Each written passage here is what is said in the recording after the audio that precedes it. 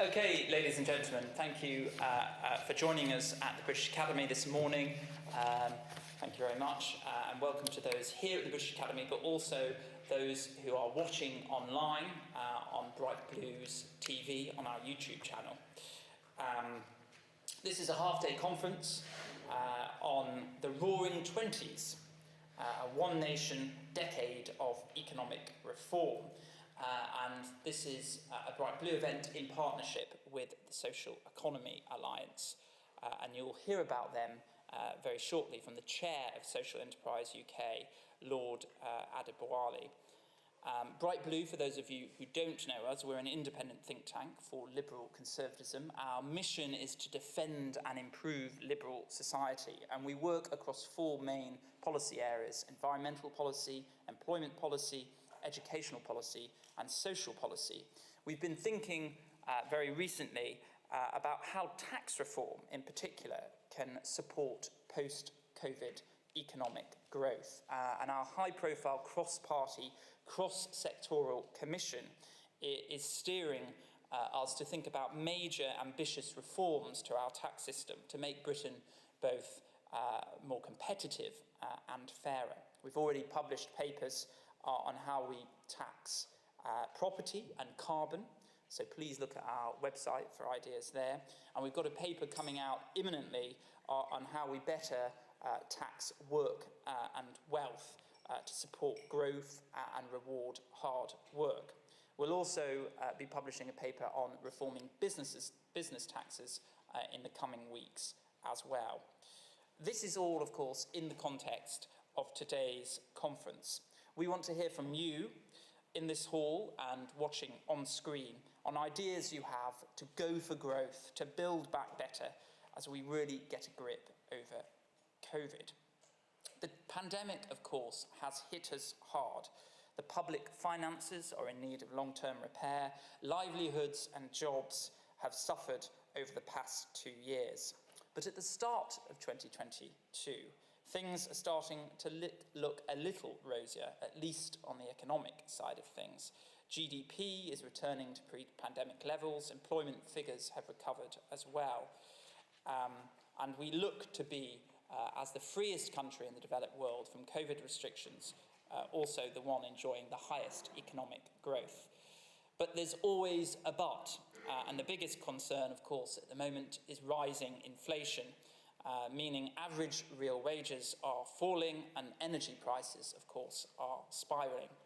And with taxes rising both for individuals and corporations in the years ahead, this will add to the squeeze on personal finances. It's clear that the government over the past 2 years has been blown off course by the pandemic. After winning the stonking majority at the end of 2019, a boosterish Boris proposed to level up the country, reap the rewards of the net zero transition and deliver a post-Brexit Roaring Twenties. Can he do that now? Now with the freedom from the EU and hopefully from further COVID restrictions, does he have the authority and the ideas to finally deliver that Roaring Twenties vision? So thank you everyone for joining us today. We will have a keynote speech first from the Bays Minister, Greg Hands MP, and then we have 2 panel sessions centred around 2 government themes. The first around levelling up left behind areas, and the second around building a greener economy. You'll also hear in one of the refreshment breaks a presentation from the recent winner of Bright Blue's annual essay competition, the Tamworth Prize. This gives those aged 21 and under the chance and the platform to articulate creative policy ideas. And so you'll hear from Ollie Tinker, who will speak about his vision for One Nation conservatism.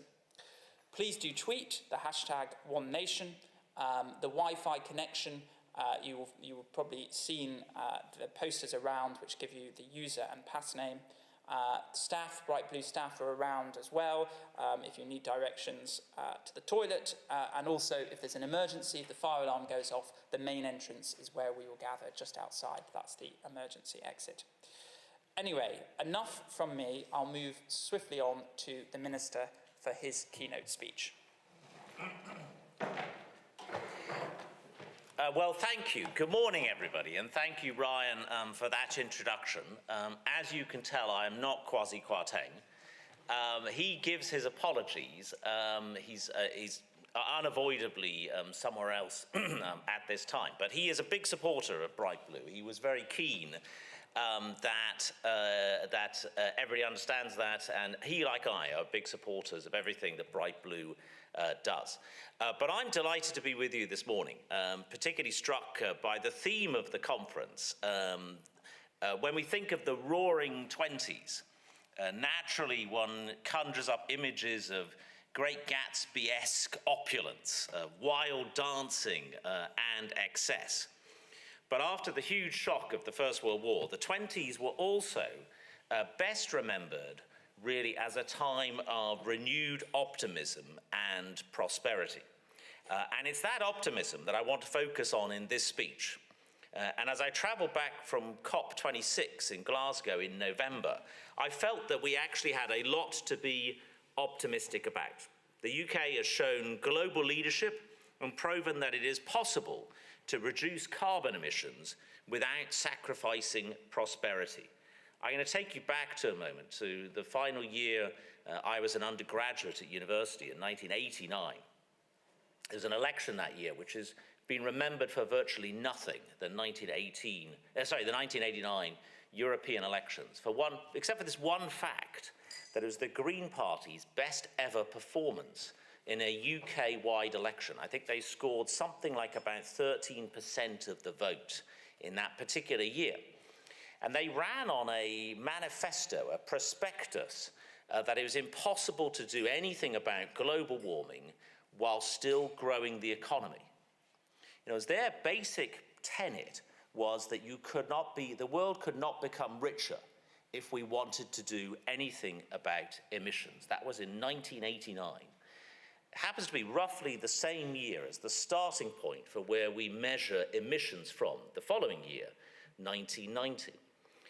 And one of the great things, I think, about the history of this country in the last 30 years is that we have proven that prognosis or that manifesto comprehensively wrong. Because in those 30 years to the year 2020, the UK grew its economy by 78%, whilst cutting emissions by 44%, proving that manifesto, if you like, comprehensively wrong. So we've already almost 500,000 jobs now in low-carbon businesses and in their supply chains across the UK. But we've gone further. We're not resting on our laurels as a country or as a government. We are committing the country to net zero by the year 2050. I will be 85 years old in that year, and I'm hoping that I will open probably won't be a newspaper, I'll be opening, might not even be an email, but whatever I get my news source from that day to read that the UK is now officially net zero. Now, that's not just the right thing to do for our planet, it's vital for our future, prosperity and security. Because net zero offers us an unprecedented economic opportunity as well. Now, I know that a whole lot of figures and speeches can elicit groans from the audience, particularly as it's not even yet 9 a.m., but I want to share some with you because they really are quite impressive. Net zero aligned sectors in the UK could contribute up to £60 billion of gross value added a year by the year 2050. By 2030, low carbon goods and services globally are expected to be worth between 1.1 and 1.8 trillion pounds a year. Taking carbon capture and storage as one example sector, we're seeing a rapidly growing global market with the potential to see £360 billion accumulated global investment by 2030. The government's 400-page net zero strategy may not be bedtime reading for everybody, but it delivers a comprehensive set of measures to support and capitalise on our transition to net zero. In fact, it was labelled the most comprehensive plan in the world for reaching net zero by the Climate Change Committee. It aims to leverage £90 billion in investment by the year 2030, translating into opportunities for British companies. The strategy lays out how we will create the right policy environment for investment into exciting new technologies and companies. This in turn will mean more highly skilled, highly paid jobs for British people up and down the country. Jobs at, for example, Britishvolt's first scale gigaplant, which will manufacture batteries for electric cars in the northeast at Blythe. Or perhaps at the new GE turbine plant at Teesside, or at Hinkley Point nuclear power station. These are just 3 examples. Nearly 60,000 green jobs have already been secured or created since the launch of the government's 10-point plan, the Prime Minister's 10-point plan, just over a year ago. It'll go further. We foresee over 400,000 new jobs created by the end of the decade. And just as the Northeast, the Northwest and the Midlands were the cradle for our own first industrial revolution, these historic heartlands will lead the way for the green revolution as well. Achieving the green industrial revolution and realizing these economic opportunities will require a business-led approach, including the support of organizations such as the Social Economy Alliance. And I want to take this opportunity to thank them for their work, particularly for their green procurement guide published for COP26. Now, I've had the privilege as Energy Minister to travel across the country to visit exciting new projects. JDR Cable's investment in new state-of-the-art high-voltage subsea cable facility for offshore wind, through to Whiteley Wind Farm near Glasgow to announce the government's £9.4 million investment in a new hydrogen electrolysis facility. We're also increasingly excited by floating offshore wind farms. This is the next big thing. In fact, the first 2 ever built anywhere in the world are up in Scotland. High Wind off Peterhead and Kincardine off Aberdeenshire take full advantage of the howling winds of the North Sea. We have more installed offshore wind capacity than any other country in the world. As the Prime Minister says, we are the Saudi Arabia of wind. And we believe we can develop this to create a high-tech domestic industry which generates high-skilled jobs in our coastal communities as well. And of course, we need to be able to produce green energy, even when, perish the thought, the wind doesn't blow and the sun doesn't shine. That's why we've invested in new nuclear, and we've announced a £120 million Future Nuclear Enabling Fund, the catchily titled FNEF, to support the development of nuclear projects, and £210 million of investment for Rolls-Royce to develop its design for one of the world's first small modular reactors. And it's phrases like world's first and world leading that I want to come back to again. When the UK was confirmed as host of COP26, less than 30% of global GDP was signed up to net zero or carbon neutrality targets. So just over a year ago, only 30% of the world was signed up. Today, in part because of UK leadership, that figure is now over 80%. Now, obviously, that is not delivery, but at least an intention from the world that it wants to move to net zero, to move from 30% of the world saying yes to 80% of the world in just 1 year. We are capitalising on this by investing an extra £500 million in innovation projects to develop the green technologies of the future, and that way we can support the most pioneering ideas to decarbonise homes, industries, land and power. So it'll be British technology that the world looks to make journeys cleaner and houses warmer. To build on this, we are ensuring people have the right skills for employment in Britain's new low-carbon industries through measures ranging from green skills boot camps to dedicated apprenticeships as we support new British industries, green jobs and economic growth. But it's not just about strengthening our economy and bringing down costs. Immediate action on climate change will improve our health, our well-being, and will protect our environment, securing the livelihoods of our children and grandchildren. So just finally, let me just return for one moment to, I've been in this job now for 4 months working with Kwasi and the rest of the team at Bayes. And my very first ministerial visit, Ryan, was actually to Blythe.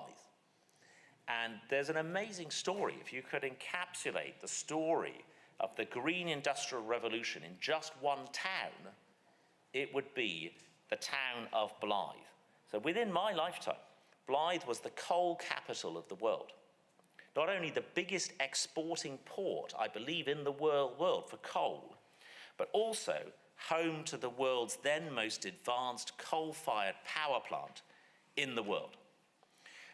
The mines, of course, as we know, started to close in the 1970s. The power station closed in, I think, 2004, and it was a grim future for Blyth. But now, the town of Blyth is at the very heart of our green industrial revolution. Last week's announcement of the British Volt 1 gigawatt factory in Blyth that is an astonishing thing in terms of the size of that facility and the size of what that means for the UK economy. The site of the old power station, by the way, just at the port of Blyth, as it reaches pretty much about 100 metres from the mouth of the river when it reaches the sea. That old power station, I was there in September, for the announcement that JDR Cables are turning that site into a factory to make subsea cabling for offshore wind. It's a huge, huge story around that industrial transformation from one of the very hearts of the first industrial revolution to be the very heart of our green industrial revolution. So, ladies and gentlemen, Blyth illustrates perfectly overall where this country is heading as we seek to be a first mover in this global green industrial revolution, dramatic moves from the technologies of the past to the opportunities of the future. Thank you very much indeed.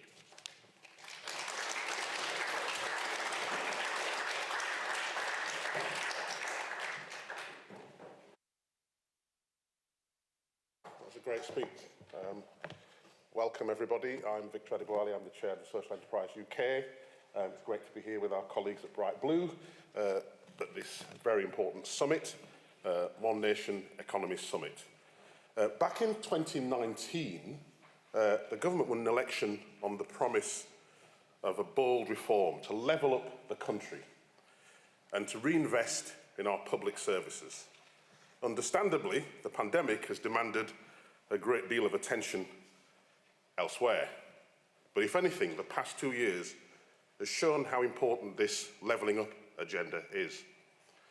It's my view that we cannot level up the country without levelling up British business. The media naturally focuses on the government's responsibility to deliver levelling up. But 80% of economic activity takes place in the private sector. The average FTSE 100 company spends $4 billion on procurement every year, 400 times the level of the average CSR budget. The UK's medium and large businesses turn over 3 times more money than the entire UK state. This is where the real power resides. The big question is, how do we unlock this power? How do we channel the dynamism and creativity of business to create profit? Yes, but also to raise living standards, deliver net zero, and regenerate our communities. The mission to build a more inclusive one nation economy cannot just be about government. It's not just about what government does. It's about what business can do. And this is why I believe that BEIS is the most important department in Cabinet. Because whomever is able to channel the power of business and entrepreneurship into delivering meaningful social and environmental change will have built a new economy fit for the 21st century. Politicians talk a great deal about transformation, but this would be a real system change. The good news is, I can give you some good news, is that I believe that we have a model of how to do this already. The social economy, made up of over 100,000 social enterprises, cooperatives and community businesses, has shown that we can combine profit and purpose, social responsibility with financial sustainability, decarbonisation with innovation. To take one part of the social economy, the UK's social enterprises, we now have 100,000 social enterprises contributing 60 billion to the UK economy and employing 2 million people. Social enterprises have grown 9 times faster than the rest of the economy over the past decade and double the number of staff they employ. The proportion of social enterprises exporting overseas has also doubled. New social enterprises were set up in record numbers during the pandemic, despite all the economic challenges.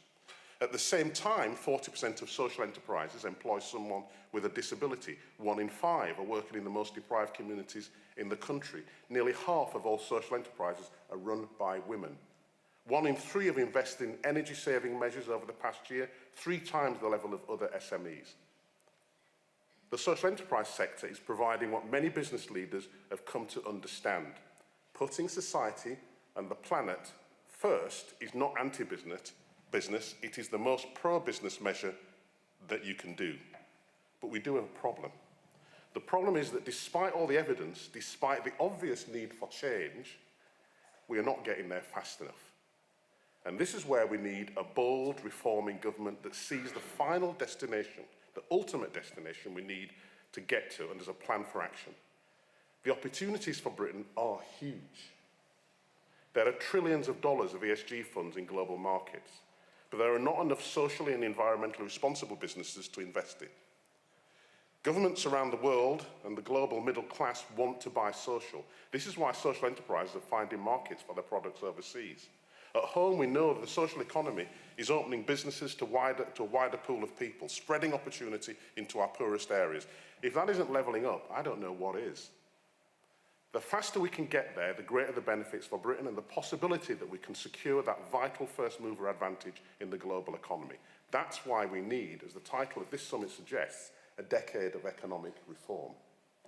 We need to reform our tax system so that we reward the businesses like social enterprises that balance profit and social responsibility, helping them to grow and attract investment. We need to look at business support so that we help entrepreneurs develop businesses which benefit both society and themselves. We need to look at procurement so that we buy from companies that give back to the country, not just extract profit from it. We need to look at access to finance so that markets are incentivised to invest in companies that are focused on helping people and planet, a subject which I'm hoping to tackle later today in publishing a report into the state of social investment markets. I will send you a copy, personally signed, Minister. I hope that we can discuss some of these themes and the solutions at this summit today. And I hope, Greg, that we can pick up our discussions on how we can build on the UK's vibrant and expanding social enterprise sector. Thank you.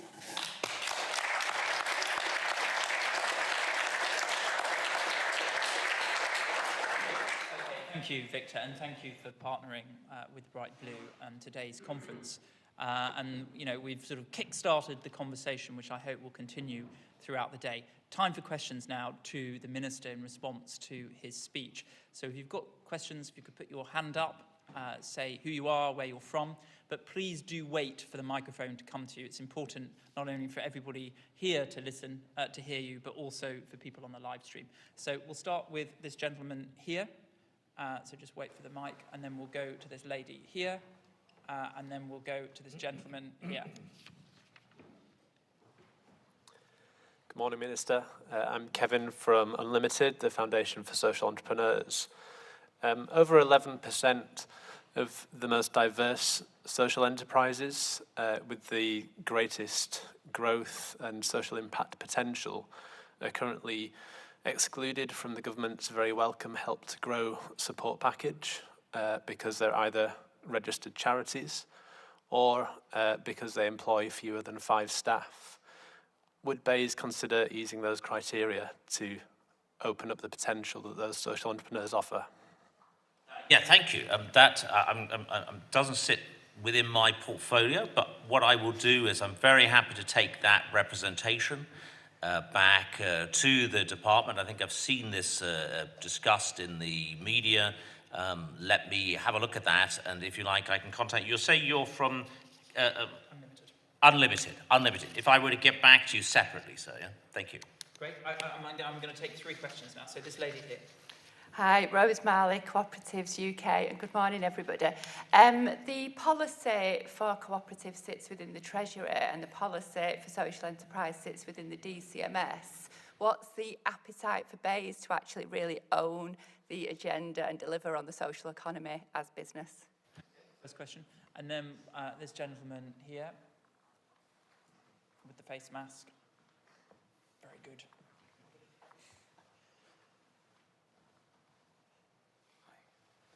Hi, my name's Hunter. I'm from the University of London in environmental policy. As the Minister mentioned, there's a difference between setting targets and the credibility of those targets. And the UK's target is currently subject to litigation from Client Earth and Friends of the Earth, and also has been labelled by Climate Action Tracker and United Nations Environmental Programme as lacking, just almost insufficient currently, so it's actually ranked better than some of the other net zero targets. So I'm sort of wondering what is going to happen to limit the credibility gap in the net zero targets for a 1.5 degree consistent target. Okay, so question there around the ambitiousness of the targets. And then I'll take these final two questions here. So just the lady with the face mask first. If you could say who you are and where you're from. Minister, my name is Kiri and I'm here from Green New Deal Rising. We're a group of young people rising up for a Green New Deal in the UK. You have spoken a lot this morning about the need for a green economy to secure my future and the future of my children and maybe my grandchildren. The International Energy Agency has stated that in order to have a hope of remaining below 1.5 degrees global heating, we have to stop all new oil and gas projects now. We can't be developing any more. So why haven't you yet withdrawn your support for the Cambo oil development in the North Sea? Can you answer me directly now, please? Great, thank you. And then can you answer me now, please? Well, I think I'll come back. Hang on, we'll set Sorry, all the questions. why can't you just answer me directly now? Because I've set what the rhythm of the questions, but he will come back to you. But thank you for your question. Yes. Anna Mihail of Mail on Sunday. Do you agree with Lord Agnew's comments that your department's handling of COVID fraud has been woeful? Okay, very challenging question. Okay, what a diverse set of questions. That's fantastic. Let me deal, first of all, Bayes' interest in social enterprise, if I understood the question correctly. We have a massive interest in it. I think the fact that I've been a government minister for the best part of 10 years, and the fact that government departments kind of co-own something, it might give an impression that somehow there isn't focus, or that somehow it is kind of falling between the stools. And I think that is often the wrong way to look at a problem. Actually, having the Treasury in there at an early stage really gets sort of buy-in when it comes to things that we do need to change, like the tax system. So actually, I think the fact that the policy areas, if you like, co-owned between Treasury, DCMS and Bayes, is actually an advantage, and many areas of government are better done when they're a cooperative venture between government departments, rather than later on the Secretary of State bringing it to Cabinet as a solely Bayes thing or a solely Treasury thing. So I wouldn't be in any way treat that as a negative, that a particular area of government policy has got co-ownership across departments. In terms of the targets and the credibility and the litigation, look, there will always be, I don't mean in any way to be critical in return, but there will always be an element who say we're not going fast enough, or we're not going comprehensively enough. You know, we have to, I go back to the earlier point about one of my first political memories of 1989, that manifesto that you cannot take action on global warming whilst the world, at the same time as the world's getting richer. Now imagine if we'd had actually done that, and the world had remained as poor today as it was in 1989. It would be an absolute disaster. So actually, we do need to move at the right pace. I think getting to net zero by 2050 is not just the government saying that, it's the Climate Change Committee and the international norm to say that 2050 is the right target. We have to maintain public support in doing that, which I think we have. I think net zero is shown to have broad, not total, but broad public support. So I don't think that there is a credibility gap. We also have to be mindful of the fact that the UK is only 1% of global emissions. We need to also, which I'm going back to that point I made in the speech about taking the world with us from 30% at the start of the UK's COP year, signed up to net zero, to be 80% of the world's economy. That is an enormous amount of progress. Now, I know you might say to me, Minister, these are people that are just saying that, but you've got to say it before you can deliver it. As governments, as foreign governments, they've got to start off by saying they want to do it. We will judge them on their delivery over time. So I'm satisfied with our position on this. We're already accelerating. In terms of how we get to 2050, decarbonising the electricity system by 2035, these are really, really significant and challenging and testing and stretching targets. In terms of the Cambo oil field, very important to recognise the Cambo oil field has already been licensed. It was licensed way back in about 2003 or 2004. The second thing I would say is the Climate Change Committee has said it is consistent. Well, if you allow me to answer your question. The Climate Change Committee themselves has said it is consistent with net zero to have a role for oil and gas even after 2050. That is a not inconsistent thing. So look, I think it's important, if you allow me to answer your question. At the moment,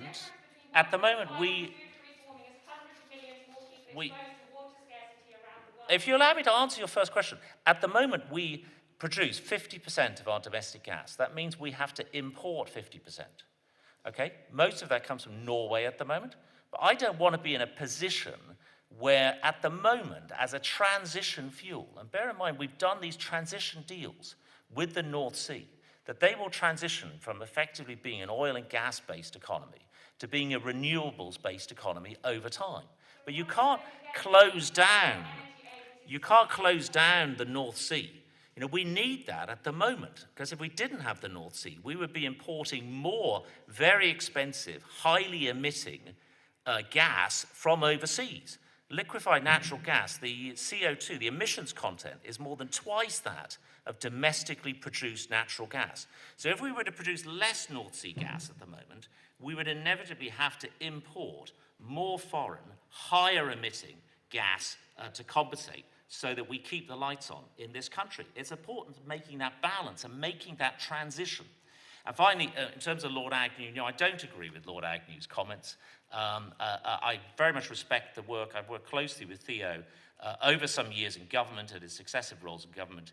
He is a very, very capable and effective person, a very effective minister, but I don't agree with his comments that he made at his resignation. I'm going to have to leave, Ryan. I've reached my sort of hard stop, which is 9:15. But I wanted to thank you all. Thank you in particular to both of you for hosting this morning. And I wish you every success in the rest of the half-day conference. And thank you, Minister, and in particular, because I know we had the Secretary of State speaking originally, and you stepped in at the last minute, so we're very grateful for that. Pleasure. And thank you for everybody's questions, however challenging they were, but also thank you to the Minister for responding. That was very good of you. Can I just ask one more item? No, sorry, I have to go. Climate emergency, so if we claim to be committed to decisive action on climate change, why then have UK oil and gas companies received more money in public subsidies than they have paid in tax since the government signed the Paris Agreement in 2015? That's almost £14 billion worth of public money, whereas the 10-point plan only pledges £14 billion. That's not enough. Okay, great. Thank you for your questions, and thank you for coming as well. It's good to have a range of views at the conference. So we're now going to go into a refreshments break. We have, as I said, the winner of our Tamworth Prize speaking about his vision for One Nation conservatism. We'll be starting that at 25 to 10, so in 15 minutes. Please do come back into the hall, bring your drinks, bring your pastries, biscuits, whatever's out there, and come and listen to Ollie. He'll be speaking for 5-10 minutes, take some questions from you, and then we're back in this hall again a little bit later, 10:25, for the next panel discussion, which is on levelling up, how do we regenerate so-called left-behind areas. It's a great panel. We've got Jake Berry, MP, who's the chair of the Conservative Northern Research Group, Councillor Abby Brown, who's the leader of Stoke-on-Trent Council, Ben Chu, who is the economics editor at BBC Newsnight, Professor Mike Kenny, who is the chair of the Bennett Institute for Public Policy, at the University of Cambridge.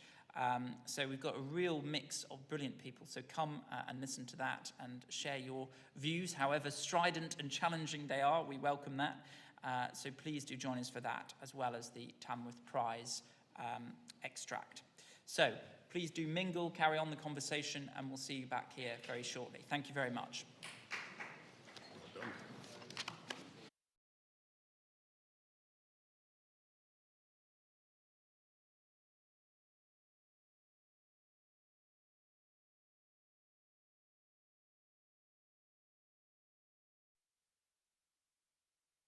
Okay, ladies and gentlemen, thank you for coming to this session in between the two main sessions, the next panel discussion. And it's a chance to hear from our Tamworth Prize winner about his vision around One Nation conservatism. And as I mentioned, the Tamworth Prize is our annual essay competition for those under the age of 21. So, Ollie, perhaps you want to take the floor, give us your presentation, and then if people have any questions of Ollie afterwards, please do put your hand up. So Ollie, do introduce yourself and tell us about your essay. Thank you. So, as Ryan said, my name's Ollie, and I'm a recent graduate from Newcastle University. I studied history, and the essay that I submitted is loosely connected to the dissertation I submitted, all about levelling up and how the Red Wall has been dismantled over the past 40 to 50 years. So thank you for the welcome, Ryan, and it's a real privilege to have been invited to speak here today, and I'd like to thank Bright Blue for that opportunity. As I said, this essay, I submitted it 2 years ago in early April 2020, just as the pandemic was gathering pace. And since then, I've been asked on numerous occasions by numerous people about how differently I would have written it had I submitted it with the benefit of hindsight, once the economic and social impact of COVID-19 had become truly apparent. And every time my answer has been yes, but the degree to which it would have a different focus has frequently fluctuated, because although some of the points that I made may have declined in relevance or urgency, the key foundations of my essay remain pertinent, and in many cases have become even more pressing. I defined One Nation conservatism in a couple of ways. First, somewhat traditionally, as the paternalistic duty of the privileged to look out for those less fortunate than themselves, and to seek to narrow the economic gap both between regions and between minority groups. I also defined it more literally as a commitment to maintaining the union of the United Kingdom, especially given the post-election context in which the essay was written and the increasing danger of political fragmentation. Primarily, I advocated a recognition of the new electoral coalition and new policies which reflected the demands of the different type of voter that the party had come to represent, many of which for the first time. Naturally, support for the levelling up agenda via investment in infrastructure projects such as HS2 and Northern Powerhouse Rail, as well as policies to improve education standards, was a key pillar of what I believed it should mean to be a One Nation conservative in the coming decade. It has since become apparent that the staggering cost of COVID-19 has restricted the government's appetite to commit to certain large-scale infrastructure projects. But recent research has shown that the pandemic has actually widened regional differences, making the need to level up more urgent than when it was first proposed. A recent report by IPPR North found that the UK was one of the most regionally unequal countries in the developed world, and that COVID-19 had widened regional differences in both employment and education.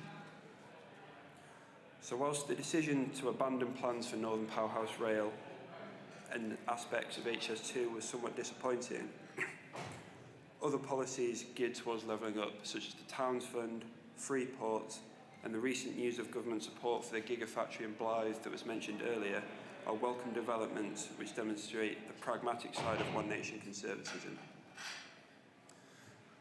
So, under One Nation conservatism and pragmatism, ambitions can be achieved by adopting perhaps more cost-effective policies which have historically been considered more Thatcherite. Announcements such as that of the new gigafactory in Blyth, the relocation of Treasury jobs to Darlington, and the creation of the National Infrastructure Bank in Leeds are all, in their own ways, positive steps towards spreading opportunity and boosting local economies. Why is it that despite the obvious qualities of a fantastic city like London, that there's a commonly held belief amongst many of my peers that London is the be-all and end-all of opportunity in the graduate market?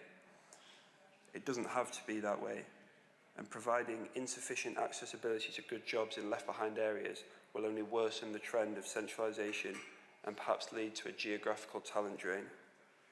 It is, however, about more than just economic differences. It's about identification and creating meaningful, visible change in left-behind communities. Anecdotally speaking, while studying in the North East, many of my peers and my lecturers spoke of how they felt disconnected from decision-making. Indeed, some felt that they had more in common with Scotland than in England that they viewed as increasingly centralised in London and the South East. So if we're to understand the major electoral results of the past few years as a rejection of the status quo and a desire for real change, then policy decisions should focus on listening to those who feel left behind or disconnected. So what should it mean to be a One Nation Conservative in the 2020s? It should involve a commitment to spreading equality of opportunity across the country, a commitment to proposing new policies which seek to narrow the gap between more and less prosperous regions, and a commitment to holding the government to account over its existing levelling up policies, ensuring that it upholds its pledges from the last election, ensuring that efforts become more than just token gestures, not just in England, but in Scotland, Wales and Northern Ireland also. But crucially, One Nation Conservatism is a malleable concept, one which has been constantly reinvented throughout the party's history to meet the demands of an evolving society. We've had post-industrialisation One Nation Conservatism under Disraeli, and we've had post-war One Nation Conservatism under Churchill, Macmillan and Heath. Now is the time for post-pandemic One Nation Conservatism. Thank you for listening.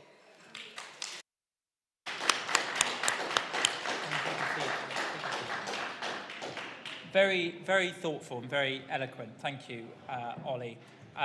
Some people have got questions, which is great. A question from me, which is, you talked about London being the sort of magnet for graduates. And I remember when I graduated, which is a long time ago now, and that was very much the case then. Now, what sort of cities do you think are now starting to rival London in the UK? Even a little, you know, people talk about Manchester, for example. Do you see some of your peers considering the cost of living being so high in London? Do you see some of your peers thinking about these other cities, and which cities are they in the UK? Manchester being one, but are there others? The first I was going to say was Manchester, because not just in terms of opportunity, but in terms of culture as well. A lot of people, for the same reason they're drawn to London, view Manchester as a London in the north, in a sense. I mean, I live just near Leeds, and as I mentioned, the new infrastructure bank has actually been mentioned to me by a couple of people I studied with at uni who thought, oh, I hear that's opening, see if they've got any jobs. So steps in terms of public sector employment to improve graduate opportunities in other cities are having cut through, if you like. But I'd say a lot of times, for example, I've considered looking at converting to law, and a lot of offices are only in London, or if they're not in London, they're in just Birmingham, Manchester, Leeds, which is understandable in terms of, you know, narrowing overhead costs and meeting their clients. But there is still a broad view that London is the place to be, and that's always going to be the case. But narrowing that is something I think is quite positive. Do you think maybe the pandemic has changed that? You know, I mean, or is it still the case that lots of graduates want to move to London regardless of the pandemic? Well, I think it has, part of the reason is the consequences of more opportunity being in London, then people's friends move to London and want to be of London. So it's not just, the pull isn't just because of that. But I do think the pandemic has, and it's been interesting reading a lot of articles about house prices increasing in Leeds and Manchester and Nottingham because people can work more remotely. So I do think that is something that's going to change if working remotely becomes the norm, or flexible working. Yeah, okay, great. Any questions for Ollie on his vision? This lady here. So actually, if we've got the roving mic, let's just make sure you're picked up on the live stream. That would be great. Have we got the roving mic?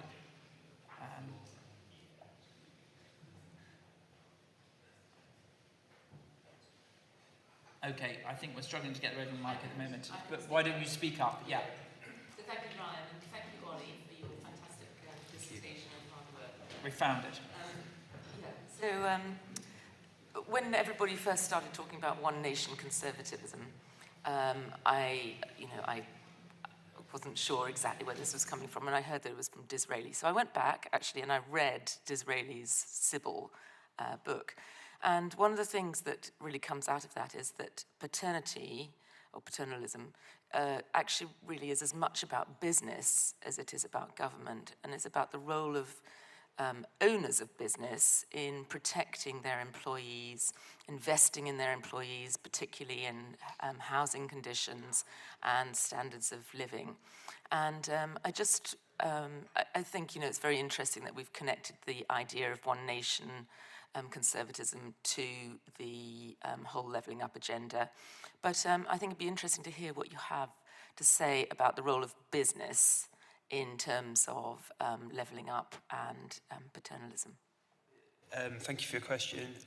I think first, in terms of, to address what you said about the relationship between business and employees, I think obviously when one nation conservatism was first conceptualised, it was amidst the Industrial Revolution, so looking at improving perhaps workers' rights was quite important back then, and I think that can be applied to today. When you look at your flexible remote working, a lot of people are working longer hours or finding it more difficult to balance. So I think businesses and companies should have responsibility in that regard to adapt to how the way that we conduct work has changed over the past 2 years, and start looking at things they can do to create that employee environment when people aren't in the office. So I know whether that's more social activities outside of the office or over Zoom, I'm not sure, but it's definitely something that I think is quite important, especially after the past 2 years.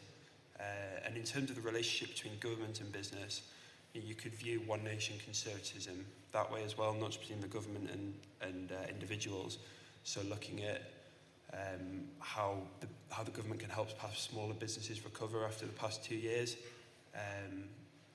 whether that's through tax breaks or subsidies, I'm not sure, but it's definitely something that could be looked at.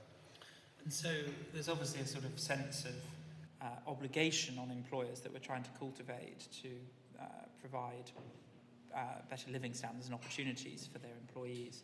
But also, I'm thinking of your generation as well, the sort of expectations around work, what they want employers to provide. Are there sort of, obviously a good job and lots of opportunities is the first and foremost thing. But do you think there are other things like good work-life balance, good social opportunities, those sorts of things which a lot of what you and your peers look for from jobs and employers? Absolutely. I mean, I can't speak on behalf of everyone in my situation, but from my own perspective, when I'm looking at prospective employers, if they're advertising, a good social culture, or say I'd look at a larger firm rather than a smaller firm perhaps, because if you've got lots of people your age all starting at the same time, you can build a real community, quite similar to that of university and school. And I think if you have people in the same situation as yourself, then it smooths that transition to the next step of your life. And in terms of, social culture, I think, like I said, a lot of people are attracted to cities, London, Manchester, because of the lifestyle. A couple of times I've passed, pre-COVID, I'd come down to London and in the city on say a Thursday or Friday, and you see people all mixing from even between companies after work, and it's something that looks quite desirable, as opposed to having being in a position where there isn't that culture. Great. Any more questions for Ollie? Yes. So we'll start with this lady here. If you could bring the mic round, and then we'll go to Roger. Hi, Rose Marley, Cooperatives UK, but I also chair the Greater Manchester Social Enterprise Advisory Group for the Combined Authority. And I think it's fair to say that Manchester's growth has been subject a lot to local policy rather than national policy. So I'm just wondering, Ollie, how realistic do you think that one nation vision is when the most recent thing we've seen in Greater Manchester is a defecting MP from the Conservatives to Labour because they're threatening to have a school taken away because they're not following national policy because they want to do what's right locally? I think that links into the debate of where levelling up should be directed from, whether it's coordinated at the top by central government or whether you empower, like Andy Burnham in the case of Manchester, and whether you bring decision making close to the people. But it depends because not everywhere has devolved government in the same status, or metro mayors, for example, Newcastle doesn't yet, but Teesside does. Then if you're giving more power to devolved bodies, then it's difficult to find that consistency. But then if it all comes from central government, then how can the central government understand the needs? So I remember attending an event during COVID, so online last year, where Andy Burnham was speaking about levelling up, and he said, when he was in cabinet, health secretary or whatever it was, he says he saw numbers and not people, whereas as Mayor of Manchester, he sees people and not numbers, or people and numbers. So it's an interesting debate, but I do think that more power to level up should be devolved because local leaders have the local mandate and better understanding of local need. And certainly the newspaper articles that you read seem to suggest that Michael Gove, the Levelling Up Secretary, is very focused on that, on the sort of greater powers to local leaders. Roger. Ollie, first apologies. Roger, do you mind taking the mic? Sorry. Apologies, I was a bit late getting back into it's okay. I work both in Japan and Harrogate and Leeds. Now, in Japan, the respect that's shown by the management for the entire workforce is palpable. It's really, really noticeable. And I can only say they're treated as co-workers, as joint members of the enterprise. When I see similar enterprise, in this case in Leeds, it's a private equity company. The staff, right down the shop floor, are treated purely as a resource, as a disposable, as a commodity. Now, it's up to your generation to build a future, not mine. But I'd stress, can you think about how we relate to people as co-workers, not as resources? Yeah, I think that links back to the first question I had about the responsibility and paternalism between the company and the individual. And I think that's definitely something that you say it's down to my generation, there's definitely that appetite as well. But I think that's also something that comes with economic growth, because as we know, if you don't have the option of perhaps going to leave for another job, then it's, you're going to tolerate more from your situation, whereas if more jobs are created and there's more competition, then it's down to the companies to start competing over how they treat their employees, I guess. Thank you. Great. Well, that was brilliant. Thank you, Ollie. Thank you. That was very eloquent, and thank you for submitting your essay to Bright Blue and for doing this presentation. Your position at the moment is that you're looking for employment. That's correct, yes. Well, snap him up before someone gets him. So thank you very much for coming, and if we could give him a round of applause, that would be great.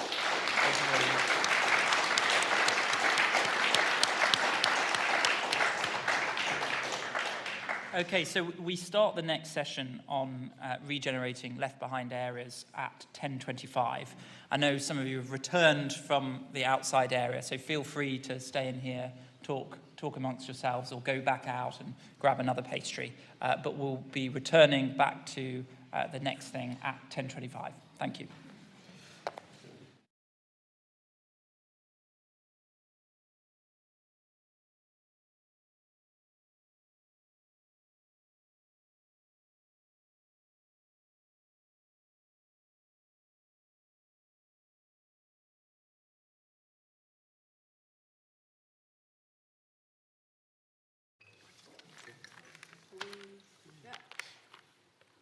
Okay, good morning, everybody. Particular welcome to those who are joining us online. This is the first of two panels at our half-day conference this morning.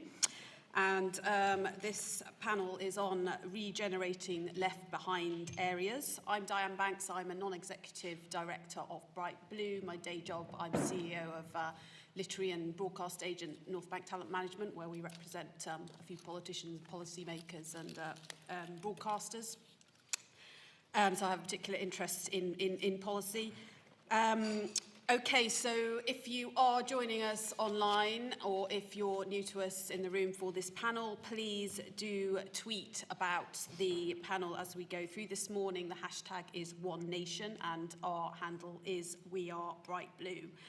For those of us online, you'll be able to ask questions using Slido. So you need a code, and that's hashtag BrightBlue1, and the questions will then be sent to me, so I'll be able to read them out.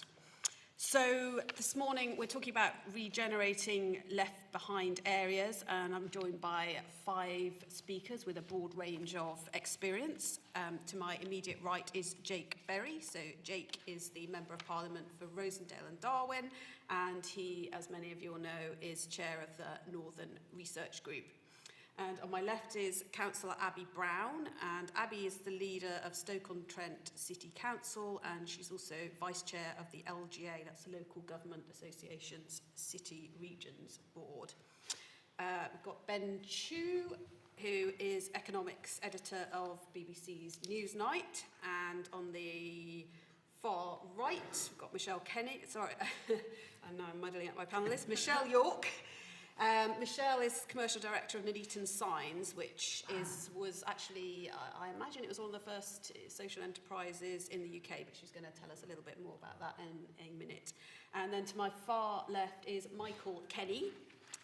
Michael is Professor of Public Policy and Co-Director of the Bennett Institute for Public Policy at the University of Cambridge. So, wide range of experience on the panel, and we're going to be addressing such questions as, well, of course, first, what's going to be in the Levelling Up White Paper, and indeed, when might it materialise? What makes this government's approach to levelling up different to previous governments? Perhaps what can we learn from overseas approaches? How can businesses help? How can we retain talent in so-called left behind areas? So each of the panellists is going to speak for 5 minutes, and then we're going to have about 25 minutes at the end for question and answer. So I'm going to ask Jake to go first.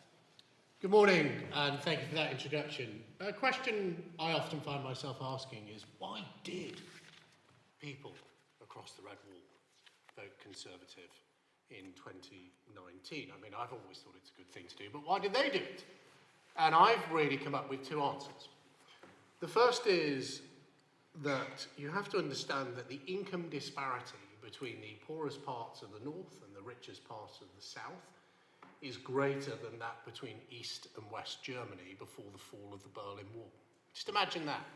In one of the largest economies in the world, we have such disparity in our country, and it's because these areas and communities, one of which I have the privilege of representing, have been left behind by successive governments. And the second thing is about agency over your own life. Now, Newcastle is a long way from London. In fact, it's closer to Edinburgh. And when people saw that Brexit vote, they said, why did, surely it was all about immigration. But if you go and talk to people in communities across the north, it was about agency. They didn't just want to take back control from Brussels, as good or as bad as you may think that is. They wanted to take back control from a remote government in Whitehall who they didn't think was listening to them. And that's why I think so many of them bought into that slogan, we're going to level up Britain at the last general election. Now, it is a great election slogan because it means all things to all people. If you're my age, you probably think it means improving your local schools. If you're younger, you might think it's improving your bus services. If you're more elderly, you may think it's about improving community facilities for you and your friends. But while that's its greatest strength, it's also its biggest danger. If the government in the white paper fails to set out the economic rationale behind levelling up, it will fail. And it will fail firstly because when something means all things to all people, not everyone can be satisfied whatever you do unless you do everything, and it's clear that the government isn't going to do that. And secondly, that without an economic rationale, it is hard to sell the idea of levelling up to the rest of the country. So if you live in Buckinghamshire, you may think, why do I want levelling up in Darlington or Doncaster or Darwin?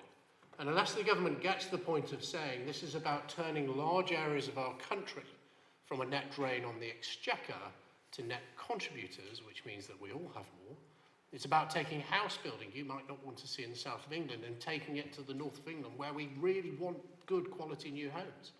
It's about taking some of the congestion off the roads in the south of England with people commuting to work by creating really great jobs in the north of England. Unless we spell out that rationale, I think we're in great danger of levelling up not being a success. Now, what will the white paper deliver? I must admit, I'm not sure. But I do suspect it will deliver less in the short term than George Osborne delivered when he was Chancellor. I suspect it will deliver even less than Theresa May delivered when I was Northern Powerhouse Minister and had the privilege of doing town deals and high street deals. Because we should understand in politics that in fact change doesn't come from a white paper, it comes from political ambition and drive. And of course a white paper which will then turn into a bill will slowly become an act and will make its way through Parliament, but in truth it will deliver very little on the ground. So I'm going to say three things that I think we can do through the white paper or without before I draw my conclusions, my remarks through conclusion.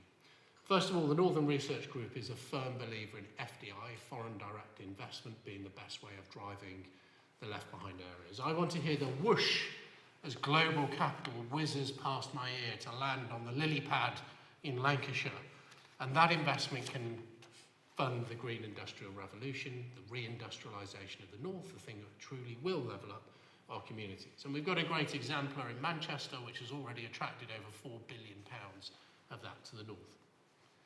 Second of all, we need more devolution. And you don't need a white paper for devolution. George Osborne and Theresa May didn't need a white paper to devolve power to Manchester, Leeds, the Tees Valley, South Yorkshire, Birmingham, Cambridge and Peterborough, Newcastle north of the Tyne. You just need to do it.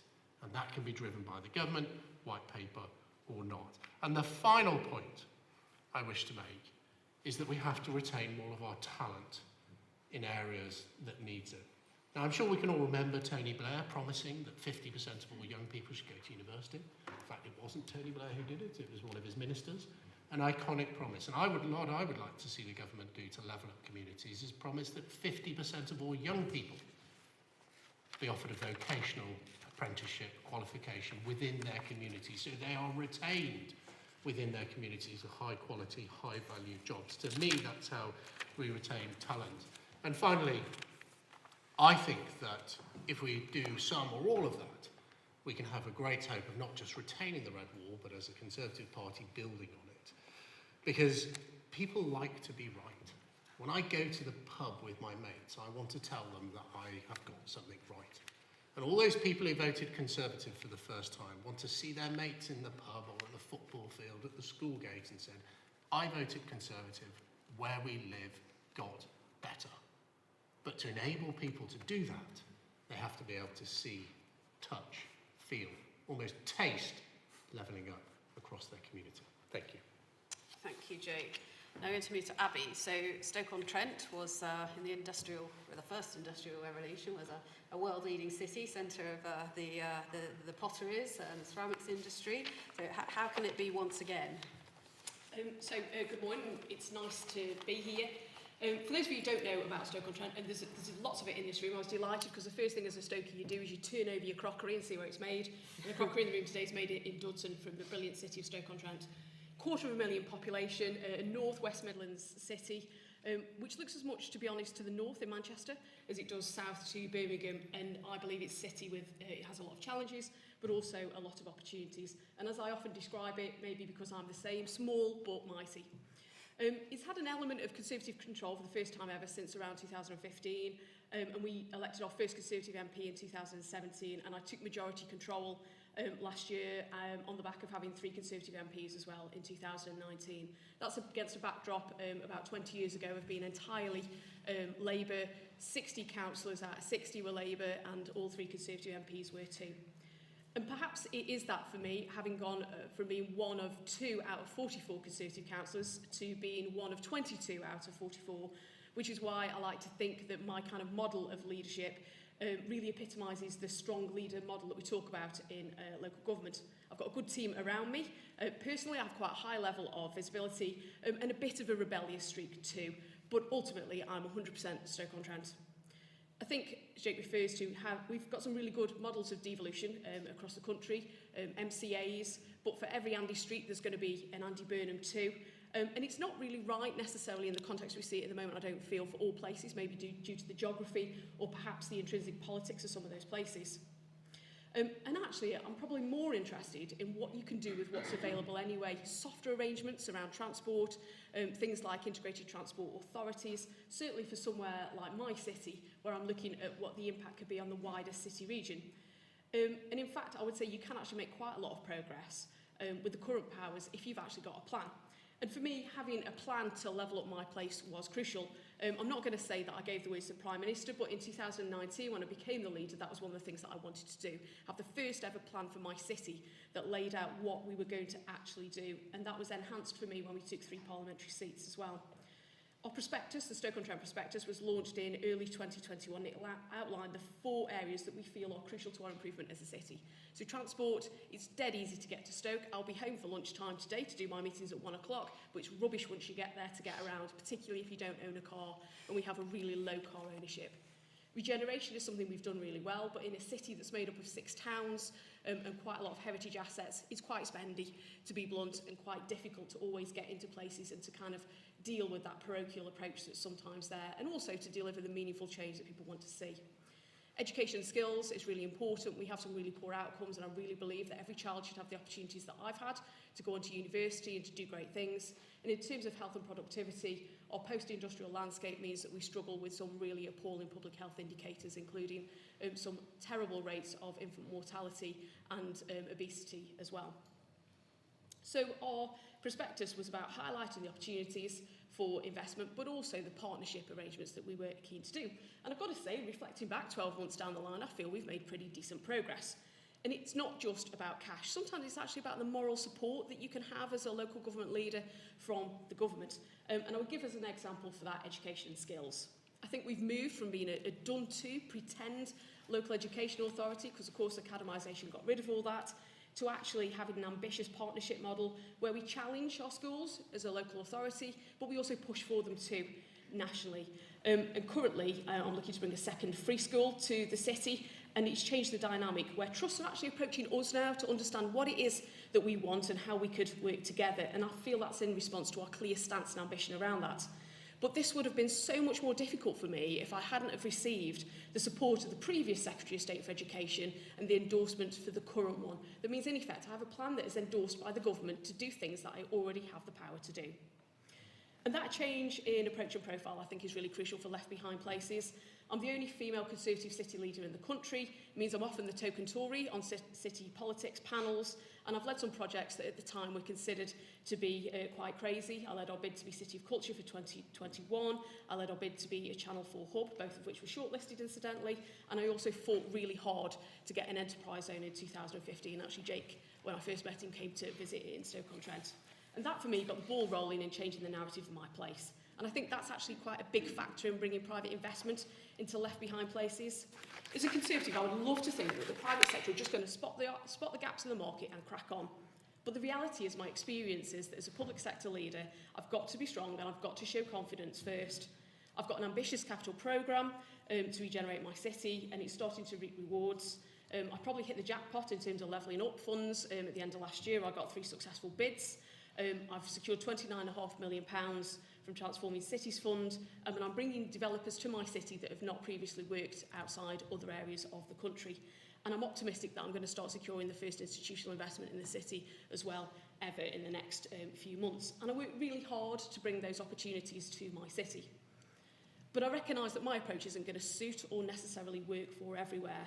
But I do think it does underline the reality of needing to have a plan about being clear on what it is that you actually want as a left behind place, and understanding actually what the tools are already at your disposal to achieve that. Thank you, Abby. Go to Ben next.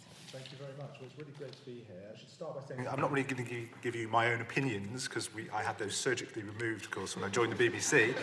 I've spent a lot of time analysing and talking to experts on this, so I'm going to kind of reflect back where I see the kind of the consensus view on this issue of levelling up.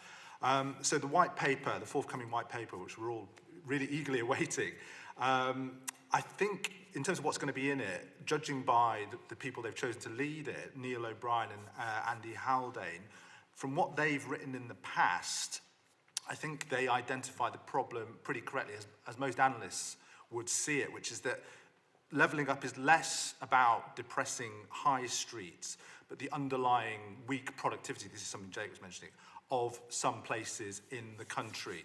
So things like boarded up high streets, depressing places, visually, they're more a symptom of that underlying cause in this analysis.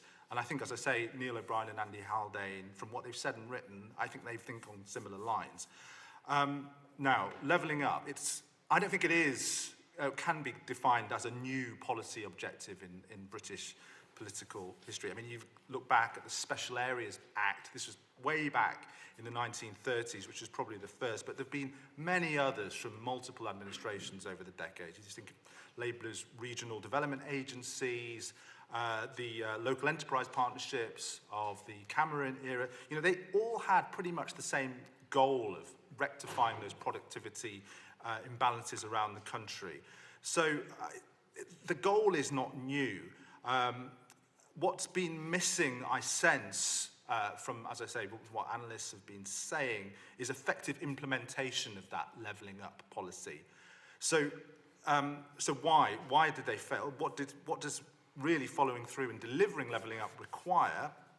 Well, my sense is that, and this is something that Abby just mentioned, that it can't just be more money for things like new transport infrastructure, business parks, regeneration, skills, or something this government is quite keen on, moving departments, Whitehall departments out of London to the regions. It can't just be that. Those are important and useful things in many ways, but devolution of power, this is something that Ollie was mentioning earlier, to go with it is really vital, because those people close to the ground, people who know where that money and those new resources can be best used to increase the productivity of an area. I think that's the missing piece that we've had, the piece that's been missing from a lot of these programmes, from multiple governments over many, many decades. So I think that's something really to look out for in this white paper. And Michael Gove has made this point himself, so there are good signs that that will be in it, but I think that will be really important to see in the white paper, devolution of power, further devolution of power, because obviously the Metro Mayors was quite a big step up in that direction. So keep a very close eye on that to see whether this is going to be different this time when it comes to levelling up. Now, and it was also interesting what Abby was saying, that you know, she has a plan already, and the powers already are enough to help deliver levelling up in her area. That's really interesting to hear that. I think a lot of others, a lot of councillors around the country would say that they do need more power as well. So as Jake was mentioning, one concern at the moment is that skilled children leave areas which they're born and brought up in and get sucked into London or whatever. That is a concern. I think to some degree that is inevitable and probably healthy, that people don't just stay in the area where they were born. But for me, well, not for me, I think for me personally, but also for many people who analyse this, the key is that they don't just go to London.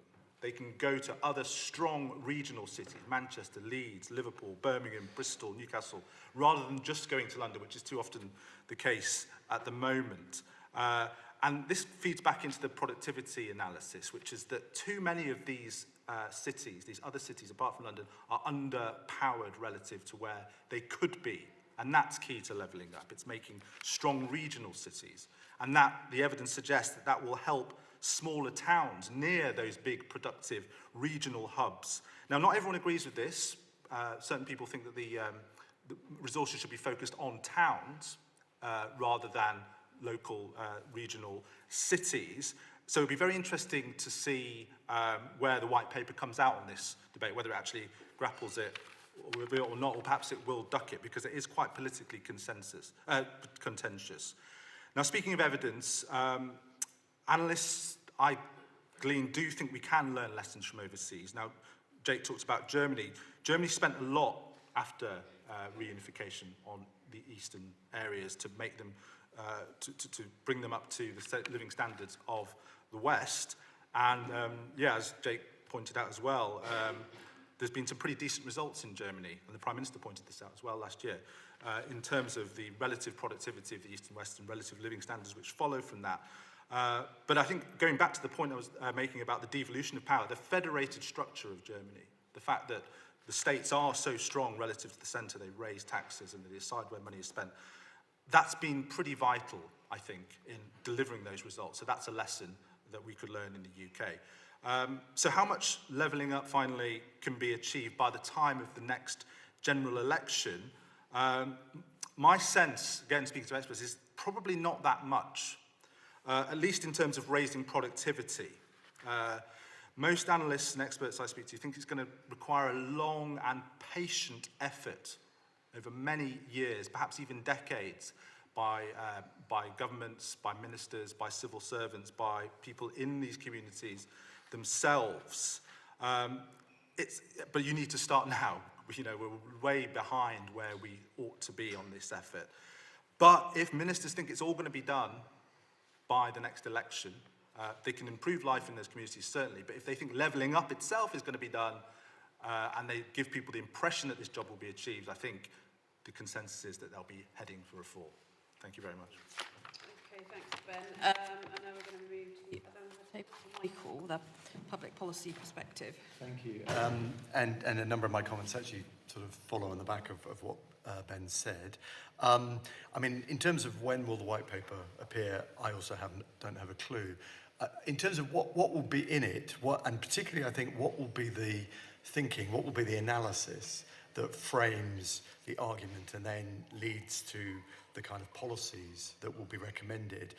I do broadly agree with Ben. I think there will be a focus upon chronic inequalities in terms of productivity and economic performance between regions.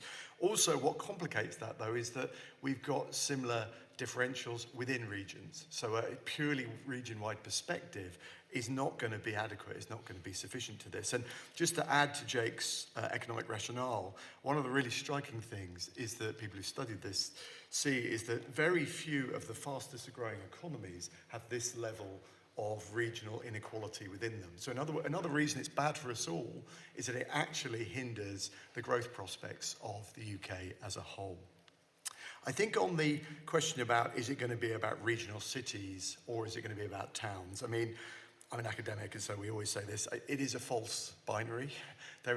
Clearly there is a very big problem with the performance of a number of cities, outside London, in Britain, and particularly in England. They are indeed underpowered in different respects, and I think some of that relates to transport infrastructure and connectivity, and actually connectivity within particular cities as well. But at the same time, one of the real problems we've got is that many of the towns in the hinterlands of those cities are not getting the benefits of being sometimes poorly connected, but even when they're well connected, there's very little spillover coming to them. So towns, and particularly those as well that are away from big cities, have very distinctive challenges. And I think what the Levelling Up paper is going to have to do is to start carving out an agenda, a distinctive agenda for towns as well. The other two pieces of the analysis that will be there as well, something that's not been covered is that, but I think is very important to understand, is the way in which some of the policies that have been pursued at the sort of central government level, but also by different governments, successive governments, but also embedded features of our governing system, actually make the gap between regions worse.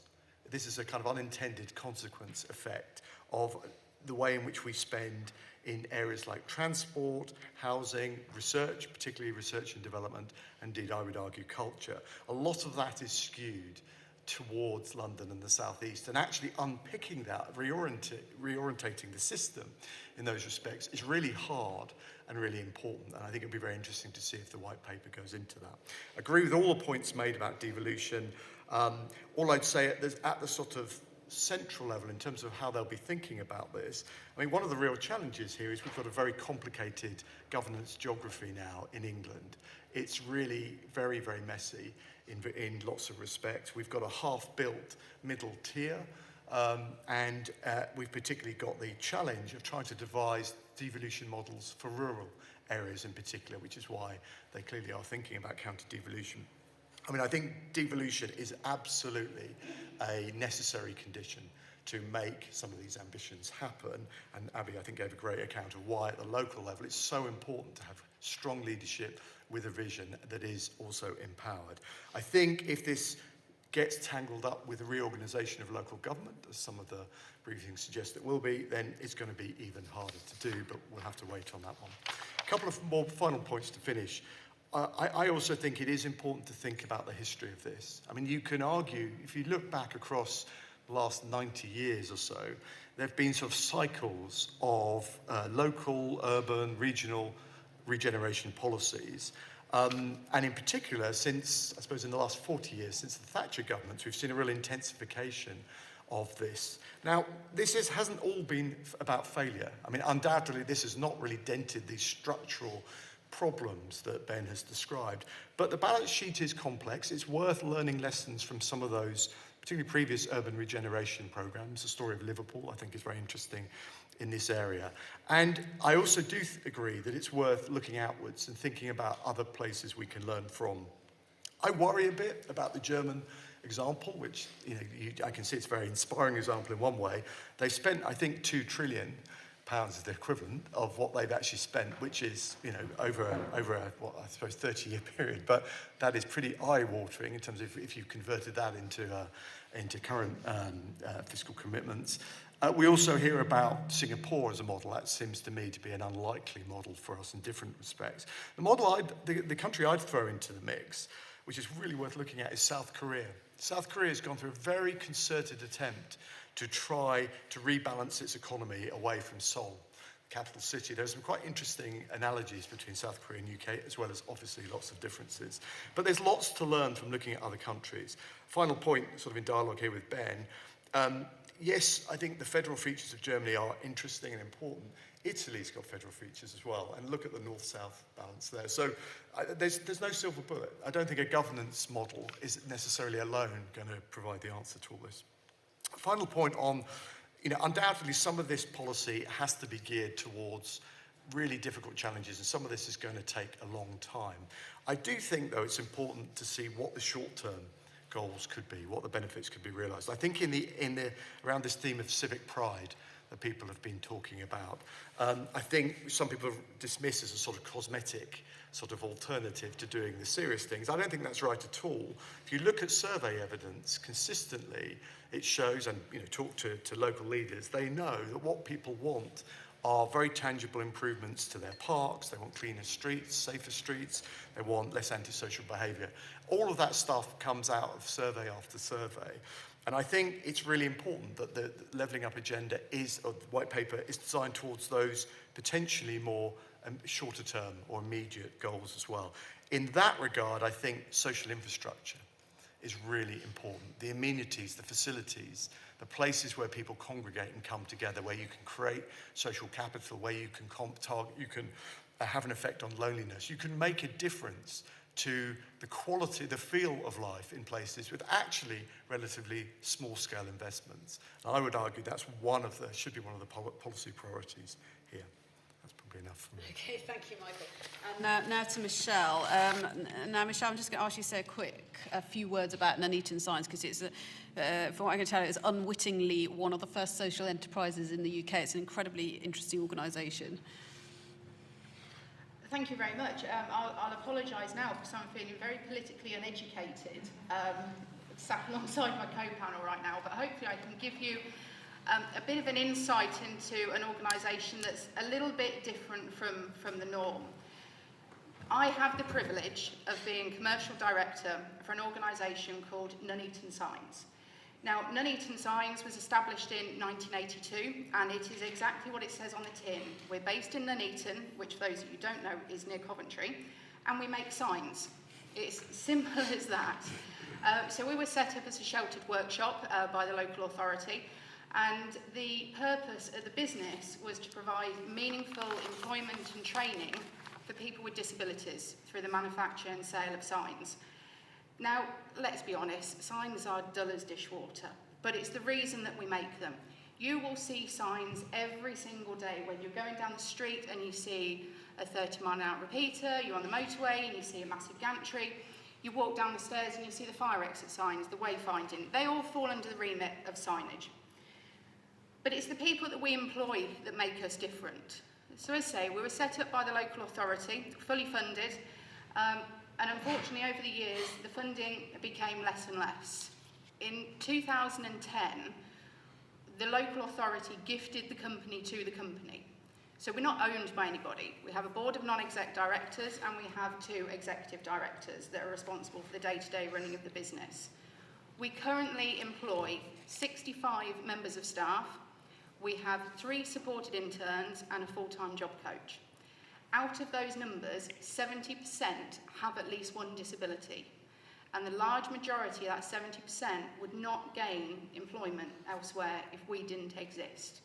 If we shut our doors tomorrow, it will cost the local authority in the region of £600,000 to fund those individuals, instead of them coming for genuine paid employment.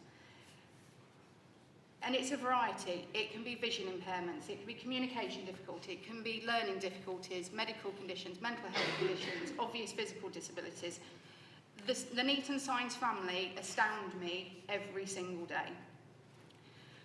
So I suppose where does the levelling up come into this for us? We are seeing an increase in work like we have never seen. So on one hand, you've got the commitment, or the starting to have commitment in social value within public procurement. Obviously, we've all seen the revised Act, and it's 10% public procurement weighting has to go against social value. Brilliant for us because it's created some really interesting conversations with the Tier 1 and Tier 2 contractors. But it'd be interesting to see how that's policed, but that's a separate conversation.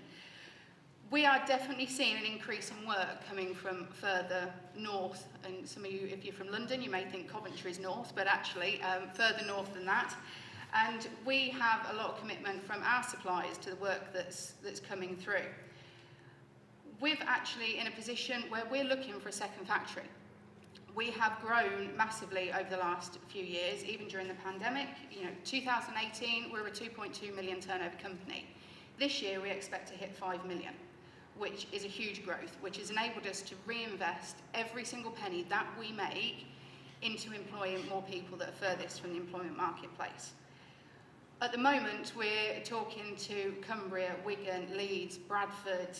There's a variety that we're having very good conversations with, but we're not seeing anybody that at the moment is willing to support, because we do need some financial support on this. If we pay full market rentable value on a property, that's 3 or 4 people that we can't employ. And we are producing a huge amount of social value with those that we can offer employment to. When you see the genuine difference it makes from the first time that somebody walks through the door, no self-confidence, no self-belief. If they've tried to get jobs elsewhere, they've been in the minority within a workplace. The difference within a day is outstanding.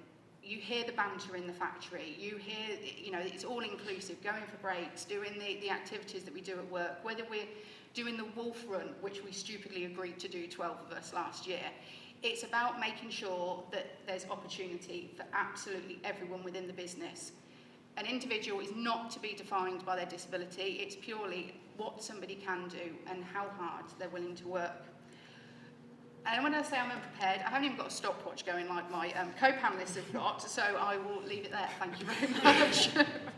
Thank you, Michelle. And I think what's quite extraordinary is organisations like yours are making, they're not only creating opportunity and social change, but they are making quantifiable savings, and they're solving problems for government, local government or national government, and yet you're still coming up against these barriers. Okay, so we've got about 20 minutes for questions, and I am going to ask the first one, and I'm interested in the idea of talent. So, Jake, I'd like to ask you, talked about retaining talent, and I thought the idea of aiming for 50%, to retain 50% of people to stay in their communities and go into apprenticeships, vocational training, etc., was a very interesting one. To what extent is it about retaining talent, or to what extent it is about attracting talent? Because, of course, we do live in a global, very mobile world. We also live in a world where jobs are changing a lot, so there are new types of jobs in 5 years' time. People will be doing things that we've never even heard of now. Well, I mean, the point when Tony Blair's pre-1997 government, I think it was, made that pledge, or opposition as it was then, I think made that pledge to do it. It was a game changer for many families who often thought that going to university was something someone else's kids did, because they hadn't been to university themselves. And for lots of people, well, that can include my kids as well, my family, or whatever it may be. I think we need that sort of game-changing moment for vocational qualifications. I have a privilege of representing a constituency where nearly 30% of the population still work in manufacturing, which is hugely high. But when I go and talk to parents, they say, well, actually, we'd like our kids to go to university because that's the thing clever children do. And apprenticeships are the things that kids who can't go to university. And it's complete and utter nonsense. If you want a decent job in Lancashire, you do an apprenticeship at BAE Systems in Salisbury, or you go to WEC Engineering in Darwin. And I think there's just a really powerful thing the government do, make that statement and say, well, actually, vocational education, apprenticeships, high value, is for everyone. Half of young people should do it. It would, a good benefit is it would retain more of them in their community, but an even better benefit, it would stop this sort of university Ponzi scheme of getting people to go and do degrees that they will actually get a higher earning job if they hadn't been to university and done that degree, and they've gone down an apprenticeship route, and it's debt-free, and it's a great way of driving productivity, and I just think there's a role for government to provide leadership in that. And more apprenticeships will attract talents to that area as well as retaining it, absolutely. Okay, I'm going to take questions two at a time. So, first person had the hand up there, and then in the middle there. So. Hi, good morning. My name's Peter Udale. I'm a director of Responsible Finance, which is the industry body for community development finance institutions, which are not-for-profit, social, place-based lenders. I was just interested to hear the panel this morning to talk about the role of devolution and government. It's not often we hear that the answer to our problems is more government.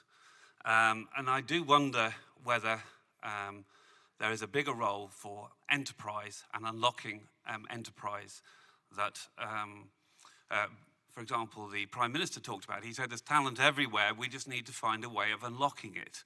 And we know from the government's own figures that there are roughly 1 million small businesses which struggle to access finance and get the money they need. And my question, I guess, is to the panel is there a bigger role here for place-based lenders who are looking for social impact, who are making a real difference? So, for example, our institutions, they lend disproportionately in deprived areas to women-led businesses, to BAME-led businesses. But enterprise doesn't seem to be the real focus of this levelling up, and I struggle to understand why. Here.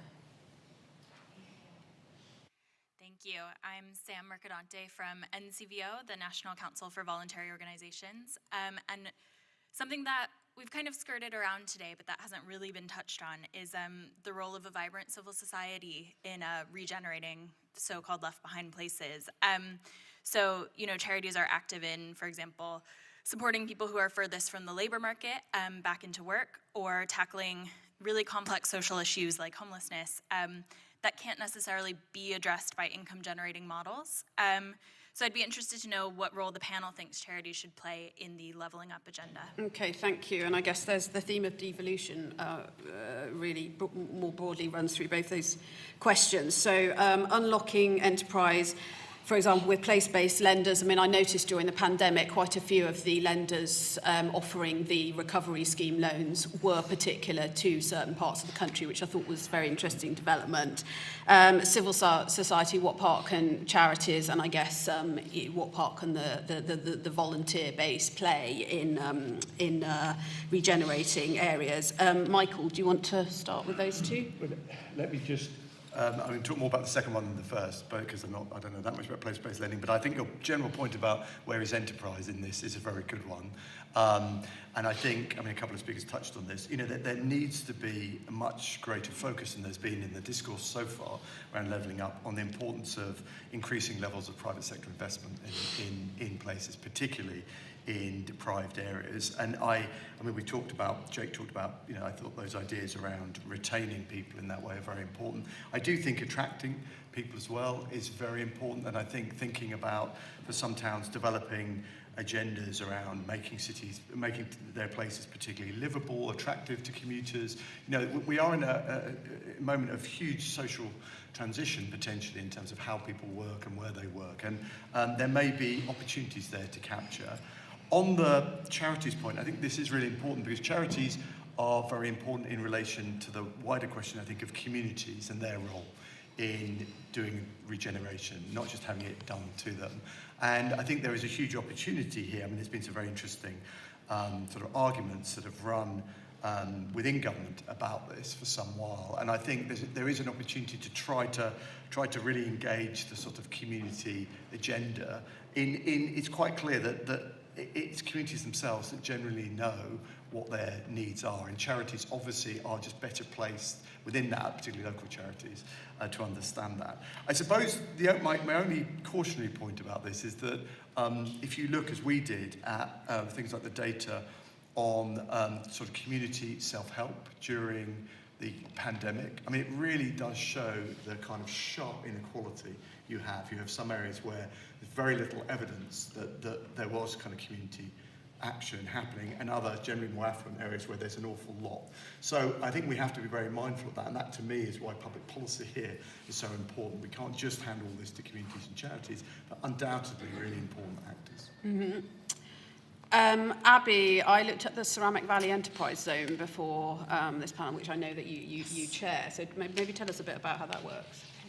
In terms of enterprise, unlocking enterprise. So Ceramic Valley Enterprise Zone, colloquially referred to locally as my baby. It's a first project I was involved with when I became deputy leader of the City Council. It's a series of 6 sites, 5 within the city, 1 within our neighbouring district, and it's a big brownfield regeneration development. I would say it's one of the most successful in the country.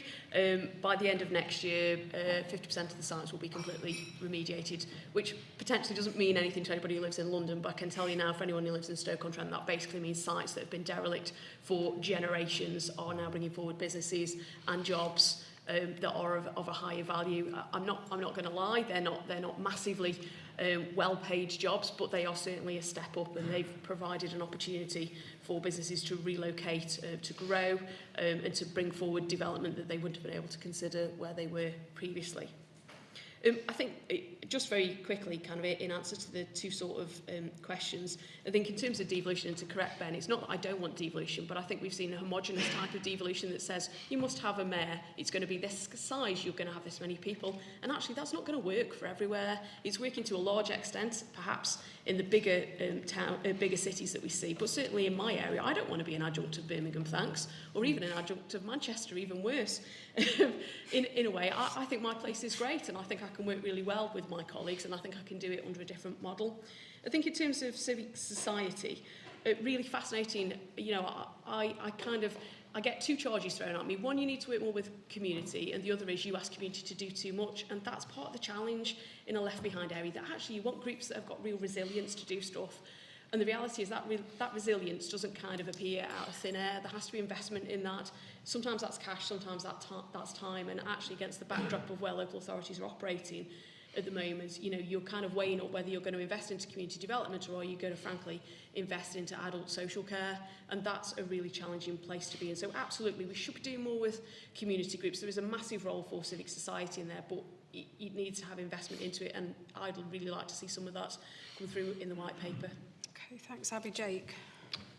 Well, just on the point of devolution, the greatest challenge, I mean, it's not actually about creating more government, it's about taking powers from the local authority below, then passing it up to a combined authority or a mayor, and Whitehall handing powers back. There are two challenges to that. Whitehall doesn't like handing powers out to the regions, and I was in charge of negotiating devolution deals, and the biggest battle I had was never with the local authorities, it was normally with the Treasury and other departments, like getting control of adult education budget from the DFE. And local authorities don't particularly like handing power up, which Abbey would be different, but many local authorities don't like agglomerating their powers and handing them up. I disagree with Abbey to the extent that I think mayoral devolution is a model that can work everywhere. I also think that we're at the start of what should become a much more devolved / federalised, or federal elements of federalisation in it. There are about 3 million people who live in Wales. The leader of the Senedd, Mark Drakeford, has the ability to vary income tax. There are more people who live in the northwest of England than live in Wales. I don't really see why powerful elected mayors, whoever he or she may be, shouldn't have the right to vary income tax. As a Conservative, I should say that should be down only, because I want a more competitive tax environment to help enterprise thrive. I see no reason why we shouldn't hypothecate things like road taxes, or particularly road pricing as we move to that. The greatest, so that isn't about more government, it's just about government closer to you. And I think if you're talking about giving those sorts of powers to raise, alter taxes, to hypothecate taxes, to have a major precept, to have things like a business rate precept, there needs to be one elected individual who is head of that, who can be held responsible. And in terms of devolution, I think we have models that work. I'm from a different political party than Andy Burnham. I actually think he does a very good job. I think Ben Houchin is doing a very good job in the Tees Valley. I think mayors across the country are doing a good job, but actually the emerging economic data is that where you have mayoral devolution, it leads to economic growth and it leads to the flourishing of enterprises. So look, we know it works, let's get on with it. The problem with devolution isn't that we have too much of it, it's that we don't have enough. So come on, I think if we can get the willingness from that building there, you don't need a white paper to do it. George Osborne didn't need a white paper to do it. If we can get the willingness across government, particularly Treasury, to do it, it's something where we can rebuild Britain in a much more balanced and fair way, including the charitable sector, which I didn't really answer, but that's a question of devolution. Okay, thanks, Jake. Michelle, I guess you're simultaneously unlocking enterprise and civil society, so a few words to say on that. Yeah, your comment about charities was interesting, because actually it would be nice to have the likes of the social enterprises, the KICs, the like-minded organisations that don't have the charitable status to also be recognised within a government stance at some point, because it does feel that as an SE we often get forgotten and are seen as a garden shed, out the garage type of organisation. And there's plenty of us that are pretty large. There are also plenty that are one or two man bands. So for me, I'd like to see more commitment for organisations like us and access to more sensible funding. During the pandemic, for instance, the only funding that we could access, not being a charity, was some furlough money. And we have a huge number of vulnerable people. But that's the biggest sticking point for me, is not just dissociating us because we're not a charity, because we're doing just as much good work. We know that SEs, majority of them, are in deprived areas. They are addressing a local need because nobody else is addressing them. They are a big part of the community, and as a sector, we do try and work together, we do collaborate, we do introduce customers to each other. We would just like a bit more recognition and support. Good answer. Ben, did you want to add? Yeah, I suppose just picking up on what Michelle was saying, is that these things are more intertwined than are often recognised. I remember covering the Big Society, David Cameron's big project. Yeah, that. And that was, so he had these grand ambitions that charities are going to take over from responsibility of local governments and provide a lot of those services. It turned out, I think, covering it, and I'm sure people here know a lot more than I do, but it turned out that actually a lot of these charities were being funded by local governments indirectly in various ways. So one of the reasons it didn't work was because they didn't seem to have a grasp of how the plumbing of it worked. So I think it's really important to see how all these things mesh together. I mean, obviously charities and social enterprise is incredibly important to all this, but properly funding local government, I think, is part of it as well. And obviously there's been huge cuts over the past decade to local government funding. It seems to be coming up a bit now, but it's still not at the levels it was. So I think actually that has to be an important feature of, many would argue, of the whole levelling up thing, is funding local authorities properly. Just a point on the does devolution equal more government? I think, as Jake said, I don't think it has to. I think it is interesting, and that was, I think, one of the campaign slogans of one Dominic Cummings against regional assemblies back in the day, that you're going to have a huge tier of more politicians, and who wants that? I don't think, my sense is that that argument wouldn't really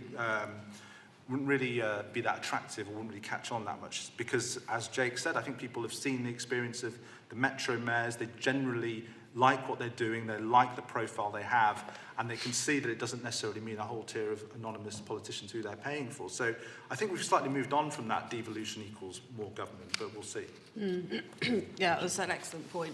Okay, so I'm going to take two more and then we're going to have to wrap up. So white shirt on the end there, and green top in the corner there. Ben Tretter from the Behavioural Insights team. Interested in what you think the metrics that levelling up should be judged on are, and ideally as specific and measurable as possible. Okay, thank you. The Social Investor Big Society Capital, set up as part of that sort of big society agenda. And sort of earlier, Lord Adebowale mentioned the Commission on Social Investment that's being launched today. And I suppose in that context, there's recommendations for government to further its strategy in this area, and how, therefore, central do the panel think social investment is to the levelling up agenda? Okay, thank you for that. We actually just had a question online, which was about the importance of social investment. So that's brilliant. We can cover both of those. So, okay, so the metrics of levelling up. That is an excellent question. How do you quantify this kind of exercise? And then Commission on Social Investment, the importance of social investment. Abby. Thanks. So you won't be surprised to hear that I would say that the metrics of levelling up should be primarily influenced by what fits that area, to be honest. I know that when we have a discussion amongst Conservative group leaders within local government, you know, some of my colleagues down south will say, well, actually, we need some levelling up and we need it in this particular area. So I think, you know, to come forward with a framework that basically is one size fits all would really miss the point, because the needs of Stoke-on-Trent will be very different to other areas of the country and other places. But clearly, you know, there are going to be some parameters within there that will fit all of us. But I think it's a very dangerous precedent to think that we will all fit into one box, whether it's to do with geographies or needs or anything else. In terms of social investments, yes, absolutely. I think it's massively important to the Levelling Up fund moving forward. We're one of the 100 priority places that benefited from the Community Renewal Fund. Really delighted we were potentially able to get 3 million. We got 2.6 million altogether, and the best thing for me was that actually the majority of those bids that we put in were actually local organisations that benefited. So it's not, you know, I've got nothing wrong with people coming into my city. It's brilliant. More people should come to Stoke-on-Trent. But actually to see groups within our own area and organisations who've got good plans to help people to do things, to get back into employment and all sorts of things like that is absolutely fantastic, and we definitely need more of that. Yeah, all specifics. Jake? Well, dealing first with the social enterprise point, I think, and also the role of civil society in driving forward communities, I think it's really important. But I also think one of the challenges that we have is that how different communities feel about their community assets isn't necessarily understood by central government, and it goes back to why I think we need more self-determination. So for many communities, their local football club, an Accrington Stanley, maybe or Burnley, which is a Premier League club currently, maybe a huge part of the local community, do a lot of reach out, do job support clubs and things like that. Now that wouldn't necessarily be a concept that was understood, I think, outside that town or city, the importance of a local sports facility or indeed a university or a further education college. So I think, you know, it is a huge driver of community spirit and investment, but it needs to, I think, picking up on Ben's point, be funded properly by local authorities who have that real granular understanding of what makes their community tick, and I think that those decisions should be made as close to home as possible. In terms of the measurement of measuring up, I've got three. One is serious and two is slightly less serious, but the first is that it should be about narrowing that income inequality that we spoke to. All the communities I talk to, the community I represent, people just want better, more highly paid jobs and better prospects for their kids. I just think if we can deliver that across areas that previously have had great job insecurity and low wages, then I think that will be a real measure of success. The second of the two measures is, if I'm ever out canvassing, I always like to count the number of skips and the number of caravans, because they're both good indicators of disposable income within the community. So more caravans and skips on streets across Rossendale and Darwin, showing that people are just feeling better off, I think would also be a good measure. That's a great metric. Michael. Yeah, let me start on measurement. I think this is tricky in part because there's a question about what we are able to measure, as you probably know. There's a sort of technical point, but it's a very important one, that there are certain things that we've got really good data on at a fairly granular local level. I mean, employment is the obvious one. The income data is pretty good, but it can be interpreted in different ways. If we wanted to broaden it out, as I suspect they probably will, to something like health outcomes, it starts to get a bit shakier, but it's not too bad. But anything that moves you towards sort of well-being kind of outcomes, how people feel about their place and their prospects, is much, much harder. We just don't, and there are some surveys that do that, but as you probably know, they're not very good. So there is actually a serious point here about if we are going to try and measure goals in relation to levelling up, we need a much better data architecture, and I think that's something that they will be thinking about in relation to the ONS. The other thing is, I think we've got to be careful here that, I mean, income is clearly very important. I mean, I completely agree with that. I mean, if you look at, though, the data on that and sort of look at measures of happiness, well-being and so on, they don't sit together, very neatly at all. And it's just not the case that people with higher incomes are generally happier with life. And so there's some quite complicated things that go on there. And it does seem to me that potentially we're missing a trick if we narrow it too much. On the other hand, I think the real risk is that because we're able to measure some things well, there is a temptation to kind of value those most of all. And my colleague Diane Coyle, some people know her work on GDP, puts this very well, that we've fallen into the habit of actually valuing what we can measure, not measuring what we want to value. And I think the Levelling Up agenda does raise some very difficult questions in this area. Social investment, I think, is a very important part of this agenda, particularly in relation to what I was trying to talk about earlier around some of the social infrastructure pieces. I think there is a real opportunity. It shouldn't just be government or local authorities that are looked to for support in areas. And I think there's an opportunity around social investment to actually bring together the private sector, communities, charities, around the needs of community on particularly kind of iconic buildings or building new amenities. I think there's a whole agenda there that needs to be thought through, and it shouldn't always be government has to bail this particularly endangered institution out. Mm-hmm.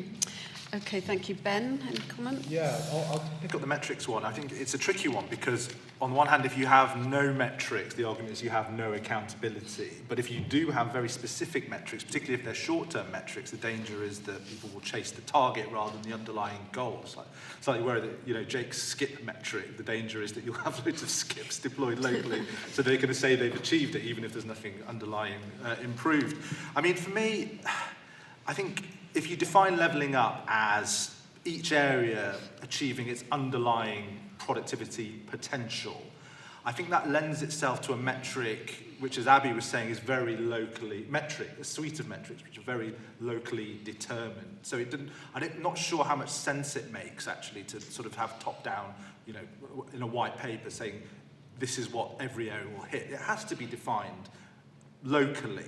So that's the kind of metrics I'd like to see. One's very much defined by people who are in a position to know what that local area can and should be achieving. I think that would make more sense than these top-down ones. Okay, thanks. And final word from Michelle, and then we're going to have to wrap up. On the metrics, I echo Ben, to be honest. Each area is going to be different. I've had more exposure to it recently than I've probably ever had in my working life, from speaking to all these different areas about looking where we can have the second factory. But everybody's going to have something that's closer to their heart. Obviously, mine's employment for people furthest from the marketplace. Somebody's is going to be apprentices. Somebody's going to be traineeships. I don't see how you can find a metrics which is going to please everybody all of the time with that one. Perhaps it's more on a social value case of what it's bringing back to the community, but again, that's because of my background rather than being from, you know, blue chip corporate side of things. For social investment, yes, absolutely, I'd like to see more social investment. That's a very straightforward one for me, but I know it's out there, but I don't know where to go for it. I don't know who to approach for it. You know, where does my face need to fit to get that funding? Because a lot of the time, I eventually do a bit of Googling, find out there's some lottery funding in my area, but actually by the time that I've found it, it's closed anyway. And I think there needs to be more support for organisations like us, and whether there be a think tank or there's an internal community that goes on that we can advise each other.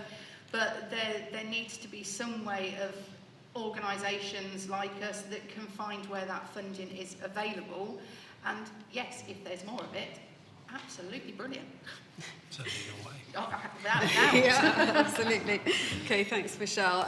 Okay, so we're armed there with lots to think about before the white paper is published. So we have the issues of talent, infrastructure, that's both physical infrastructure and social infrastructure, devolution of power on all different levels. The small scale, it's civic pride. What can we do in the immediate term to make people happy in their environments?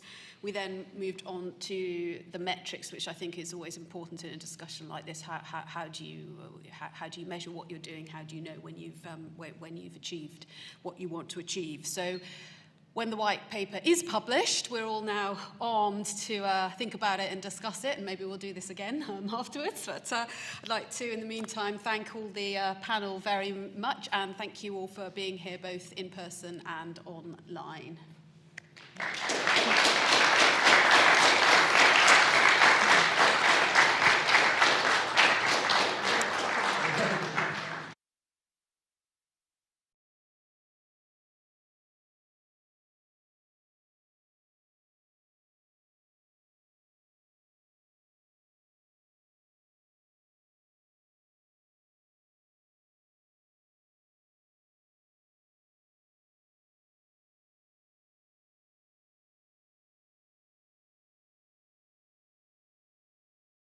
Second panel on levelling up and the government's green agenda. Can we have a greener economy while levelling up? And we have a fantastic lineup of speakers. We have to my right Peter Gibson, MP for Darlington, the poster child, as it were, of levelling up, and I'm sure has some interesting things to say about his experiences of that. To my left, I have Councillor Oliver Cooper, who is leader of the Conservatives in Camden, and also Director of Policy for Tories for Climate Action, which is a very interesting group of Conservative activists, which well worth a follow on social media. We also, to my left, have Duncan Law, not Louisa, as his name tag previously said he was. Duncan is the Policy and Advocacy Manager at Community Energy England, and has some really interesting case studies, I think, and examples of how community energy is helping to level up the country and deliver the net zero carbon emission goals. And finally, on my right is Tommy Ricketts, who is founder and chief executive of Be Zero Carbon, who I'm sure is preferring his current job to when he was a Brexit analyst for Bank of America and working on UK equity markets. Maybe this is a slightly more stable policy environment, Tommy, or maybe not. You'll tell us in your comments.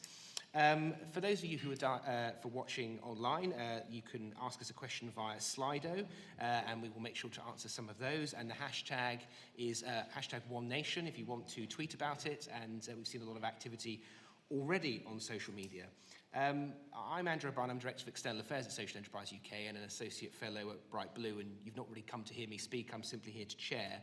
But to set up the discussion, I think we have already heard over the past few months, particularly with the energy price spike, some consternation perhaps from those that think we are going too far on the levelling up agenda regarding the green economy, and maybe we are making things too costly, and maybe there is a tension between levelling up and the government's net zero emissions.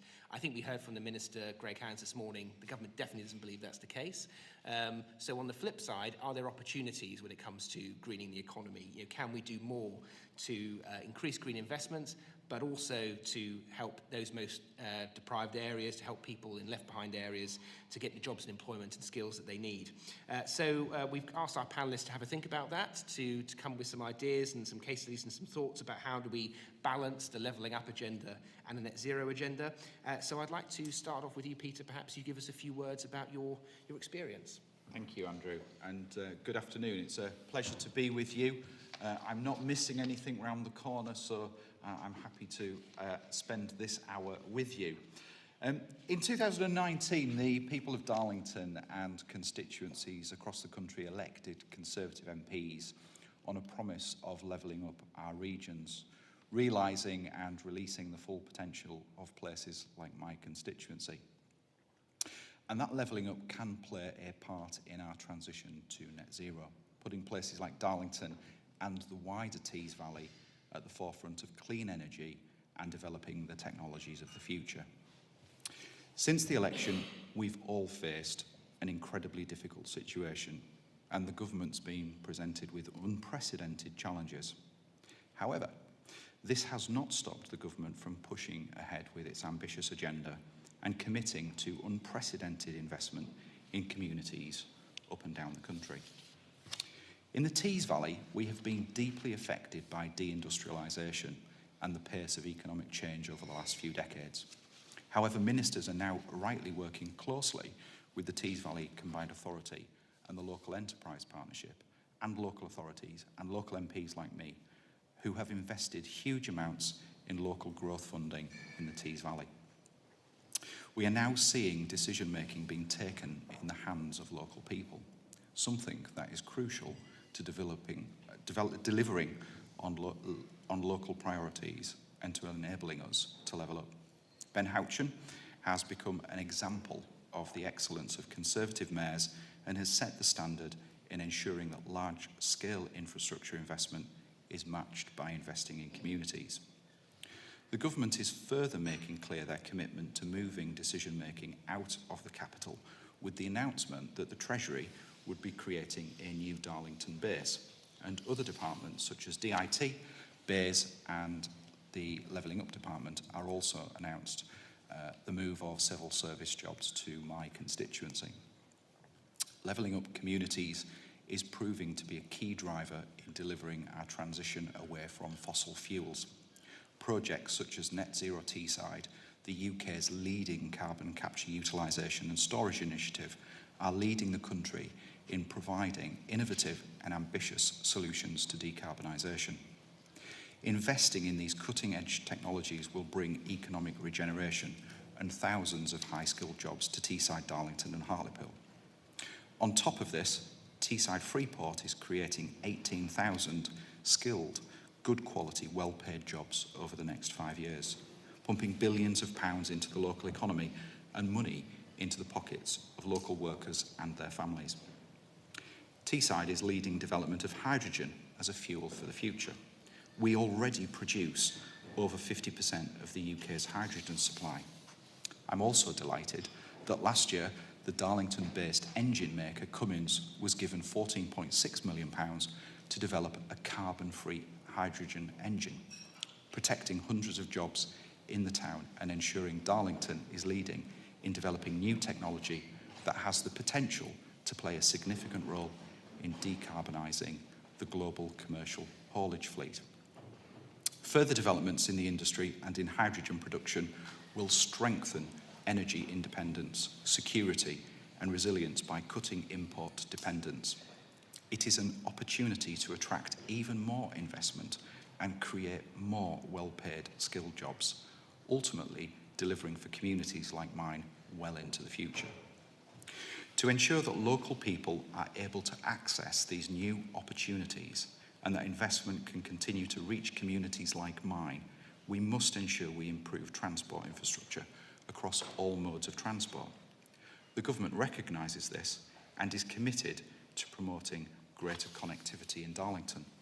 Alone, we are seeing investment of £105 million in our train station, which will see 3 additional platforms and reduce congestion on the East Coast Main Line.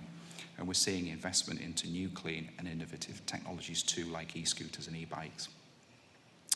Alongside this, we're seeing greater investment in cycling routes and walking routes, including as part of our £23.3 million town deal secured. We are seeing the creation of a 26-mile walking and cycling route along the original Stockton and Darlington railway line, readying ourselves for the 2025 200th anniversary of the railways. We're encouraging alternatives to driving and helping to meet our net zero targets, improving air quality whilst reducing congestion on our roads. The government cannot achieve levelling up on its own. We need to mobilise private sector investment, mobilise the charity sector, and mobilise communities themselves into action. The appetite that communities like Darlington have for change is clear, and it is now up to us to make sure that we recover from the pandemic. We work together to reverse the errors of the past, embrace the opportunities of a green future, and let no community be left behind. Thank you very much, Peter. That was a really great introduction and great to hear a lot of initiatives in Darlington as well. Oliver, over to you to give us a perspective from a local government perspective, somewhat. Yeah, I also bring another perspective, which is I'm one of those dreaded Southerners that Abby Brown mentioned before, who might be arguing they need to be levelling up in London. That really exposes one of the 4 words I want to talk about in my 5 minutes, which is tension. There's often described as being a tension between levelling up and going net zero. And there's really not. As Peter said earlier, and we heard from the other panellists, it's important that they go hand in hand. There's also sometimes when we talk about levelling up, a tension between north and south, right? As if levelling up the north means levelling down the south. And I can understand when people look at London jealously. Camden gets 39% more money every year from the government than Darlington does. 30% more than Stoke does. Now, I'm not going to look that gift horse in the mouth. I'm not going to say that we should get less money in my borough. I'm the leader of the opposition, and I want more money going into my borough. But I need to be realistic that we do have a lot more money going in right now from the government. In fact, when we talk about the Levelling Up Fund and projects like that, one of our local members of Parliament is Keir Starmer, and part of the Levelling Up Fund's requirement is that the Member of Parliament locally supports the bid to make sure it has strategic priority behind it. But did Keir Starmer support Camden's bid in the Levelling Up Fund? No, he did not. And therefore, as a result, it didn't succeed. That's despite Camden being in the same pot of priority for that fund as the ABC of Levelling Up and the Redwall, Ashfield, Bolsover, and Copeland. I think Darlington would be D if I went further in the alphabet. So it was given a priority by the government. It was given access to this fund, and Camden Labour-run council in Camden, its local MP, decided it wasn't a priority for them. So actually those opportunities are there for all communities to benefit from levelling up. It's just some have grasped it with both hands. So when it comes to greening our economy as well as levelling up, I want to talk about the matter of reallocation, the second of the words I had written in front of me when I walked into this room, which is that we need to make sure that the opportunities to green our economy benefit from those areas like London that produce a huge amount of wealth right now, and they go into the parts of the economy where we can reduce CO2 emissions by the most. Now, Conservatives have a really cool thing that we like talking about when it comes to allocating scarce resources. It's called markets. And we seem to be pretty scared of talking about them sometimes. But if I can give you one example of when better markets would work much more effectively at reducing CO2, in Camden and in London as a whole, legally developments are required to offset their carbon emissions that are embodied in new buildings. That goes into a carbon offset fund. And yet no council in London has spent all their carbon offset fund. Right now, there are millions sitting in a pot with the words Camden Carbon Offset Fund waiting to be spent. But it can't be, because the amount of carbon you can offset in London through investment in London projects is a quarter or a tenth as much as you could offset per pound up north or in the Midlands. And so what we should be doing is having a mechanism by which, if our objective as a society is to reduce CO2 emissions, and we are charging for developments to reduce CO2 emissions, that's a global problem and a national problem, and we should be using the resources that we generate in some places to be able to offset elsewhere. So I would welcome those offset funds being able to be spent outside of London and reducing our CO2 emissions generally. The third word I want to talk about is education. We touched on it before about the fact that London quite often seems like a black hole sucking in all the talent from across the country, and there is talent equally spread across the country. And one of the reasons for that, to be honest, is the message that gets given to kids when we talk about their careers and their options ahead of them. And a lot of people, it's understandable, are young, they're idealistic. They want to change the world. In every generation, young people want to change the world, and right now, that quite often means combating climate change. And yet when you Google climate change careers, UK, what comes up? It's officers that plan and strategize about climate change. Actually, banks do a really good job of promoting sustainable investment. But the one job that doesn't come up and really needs to is the one job that would do the most to combat climate change: engineer. If you want to change the world, if you want to reduce your CO2 emissions and those of your people around you, don't become an activist, don't become a writer, and God, don't become a politician. Become an engineer and make wind turbines and turn your community into a powerhouse for reducing CO2 emissions. And yet right now that's not being promoted to a generation of people that would want to reduce CO2 emissions as one of their objectives when they go and choose where to go ahead. And to go back to the overall theme of this conference, which is about an economy for the 2020s, I want to talk about taxation very briefly. So obviously the government brought in a very, very wise super deduction to encourage more capital investment. That's really great for combating climate change as well as for levelling up, because it gives an incentive for new capital investment in places that haven't had capital investment before. But it also encourages investors to replace existing dirty technology they have right now, plant, equipment, machinery, buildings, and replace it with new stuff that reduces their CO2 footprint. But that's one, it's only temporary, it needs to be made permanent. And two, we need to be promoting it far more and making sure it's built into all of our business strategies and it applies to all business assets rather than just the qualifying business assets it applies to right now. And one of the reasons why I'm mentioning that is in the last few months you might have seen that countries around the world agreed to international tax reforms that are going to reduce the amount of ability that countries can compete on international corporate income tax rates. And the UK has previously said that we want to reduce our corporation tax rate to a low enough level to attract business from around the world. That might be more difficult in years to come because of that international tax agreement. But full expensing, or the use of super deduction specifically, is allowed under that framework, and there is now a huge incentive for countries to compete by allowing deduction of capital assets, which would both help levelling up and help the transition to net zero. So I haven't spoken, I think, for 5 minutes yet, but those are the things I want to touch on. But if anyone wants to ask me more, I can talk about more in a Q&A.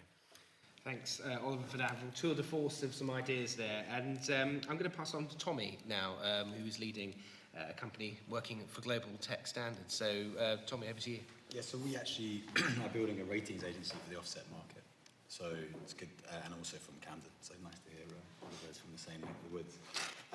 So B0 Carbon is a climate tech company building ratings for the frontier carbon market to help scale investment and create operating standards and model risk for that space. Bringing together, just softly, I was sent 5 questions. I thought I might address each of them very quickly. First of all, which was the levelling up conversation about conflict. I think the conflict between North and South, or social justice and green policy, comes down to if we're displacing and replacing things, how are we doing it? Because we don't have a very good history of displacing and replacing things in industrial policy in this country. So that's kind of the age-old question for levelling up. Second of all, about skills, I completely agree. We now have 56 people working at my company. They're a mix of engineers, scientists, and finance people. I think those are the 3 skills that the UK is unique in providing. And actually, so from skills, it's not necessarily rearming and retooling the workforce. It's thinking about how we can use them creatively in adjacent sectors that are going to be the growth areas for the economy. Thirdly, is the energy mix. Energy mix is very interesting. What I would say with there is you need to understand of what type of risks you want to carry. So if you're carrying nuclear and you're investing in nuclear, it's capital market risk and it's nuclear waste risk for the government. Again, EDF, great example of how do you price that. Or if it's renewables, great question potentially for Peter is, the social impact of onshore wind and investments can cause a lot of consternation at constituency level. So dealing with that is much more of an issue actually for me about renewable and the grid than actually to do with technology and capital investment. But where my company and where I've tried to base my career now is in how do you get private capital to accelerate and scale climate action. What we do is we've provided a means for this new thing called the voluntary carbon market to actually understand price and take risk within it. If you are in any way familiar with offsets, a common problem is, do you actually know that they're doing what they tell you to do? Can you actually sense that they're not fraudulent at the worst or just quite ineffective at a more kind of mundane level? There's a new industry emerging in London, of which we're the global capital of this question. And to give you a sense, we launched our platform in December, and we have JP Morgan, Goldman Sachs, PHP Billiton, and 40 other institutions signed up within a month. So this is a big need for the market, and it's a huge opportunity for London. And let me just come back to this point about levelling up. This is great, because this is the exact sort of definition of what you can do with new industries to answer this question. So on the one hand, the areas that create the biggest amount of impact from a carbon perspective are very much those areas outside of London where you have heavy industry. So that question of risk displacement and replacement can be addressed directly, but to do that, you need the capital to provide it. You have to have belief in that system, belief that they're doing these things. So from a traditional market, it's transition from fossil fuel energies to renewable energies, but also don't forget the land. It's also transition from poor marginal agricultural practices towards regeneration of agriculture, regeneration of nature-based solutions, whether it be rewilding or afforestation. And that's where the land is. The land's obviously not in London. Even land's not in the UK generally, but if it's anywhere, it's not in London. And so that's really interesting. You think, okay, well, what's required to do that? This is my last point. Capital and conservation have a very kind of sort of torrid history. I spent my life, my first job in the European Parliament working for the Greens. And, they're really sort of at war with one another. That's not a very helpful position to be. In fact, they actually need each other as blood brothers in order to actually create a net zero future. So you need to build the infrastructure that allows science to talk to finance and finance to talk to science. And so you need stuff like, hopefully, like the business that we're building, which can interrogate, can price, can actually manage the types of outcomes from these types of studies in such a way that the investors, whether it be banks, institutions, companies and countries and local governments offsetting their needs, can rely on these underlying assets. And so, just to finish, if you have London utilising and leveraging its position as a global capital for professional services, universities and technology, and the rest of the country leveraging its expertise in industry and jobs, and you have a vehicle through which capital can flow and an outlet through which it to flow to, you have somewhat of a harmonised idea. But that entire idea that we're trying to sort of support, and I think is fermenting in London, is also crucially uncorrelated to fossil fuels. Because most of the wealth that you're talking about, including some of the things that were discussed here, is ultimately created from burning, creating, and using fossil fuels. So you have to do it in a way which is totally uncorrelated. So that's my 5 minutes on this topic. No, thank you, Tommy, for that. Some really interesting ideas there. And finally, but no means least, Duncan, and thank you very much again for stepping in to do this panel at relatively short notice from Community Energy England. Thanks very much, Andrew. I'm delighted to be here, even at short notice. So I work for Community Energy England, which represents 200 community energy groups in England, 425 across the UK. Community energy is people getting together in their local community to do community energy projects, whether that's local generation, whether it's fuel poverty work, whether it's transport, retrofit, whatever. Locally appropriate solutions.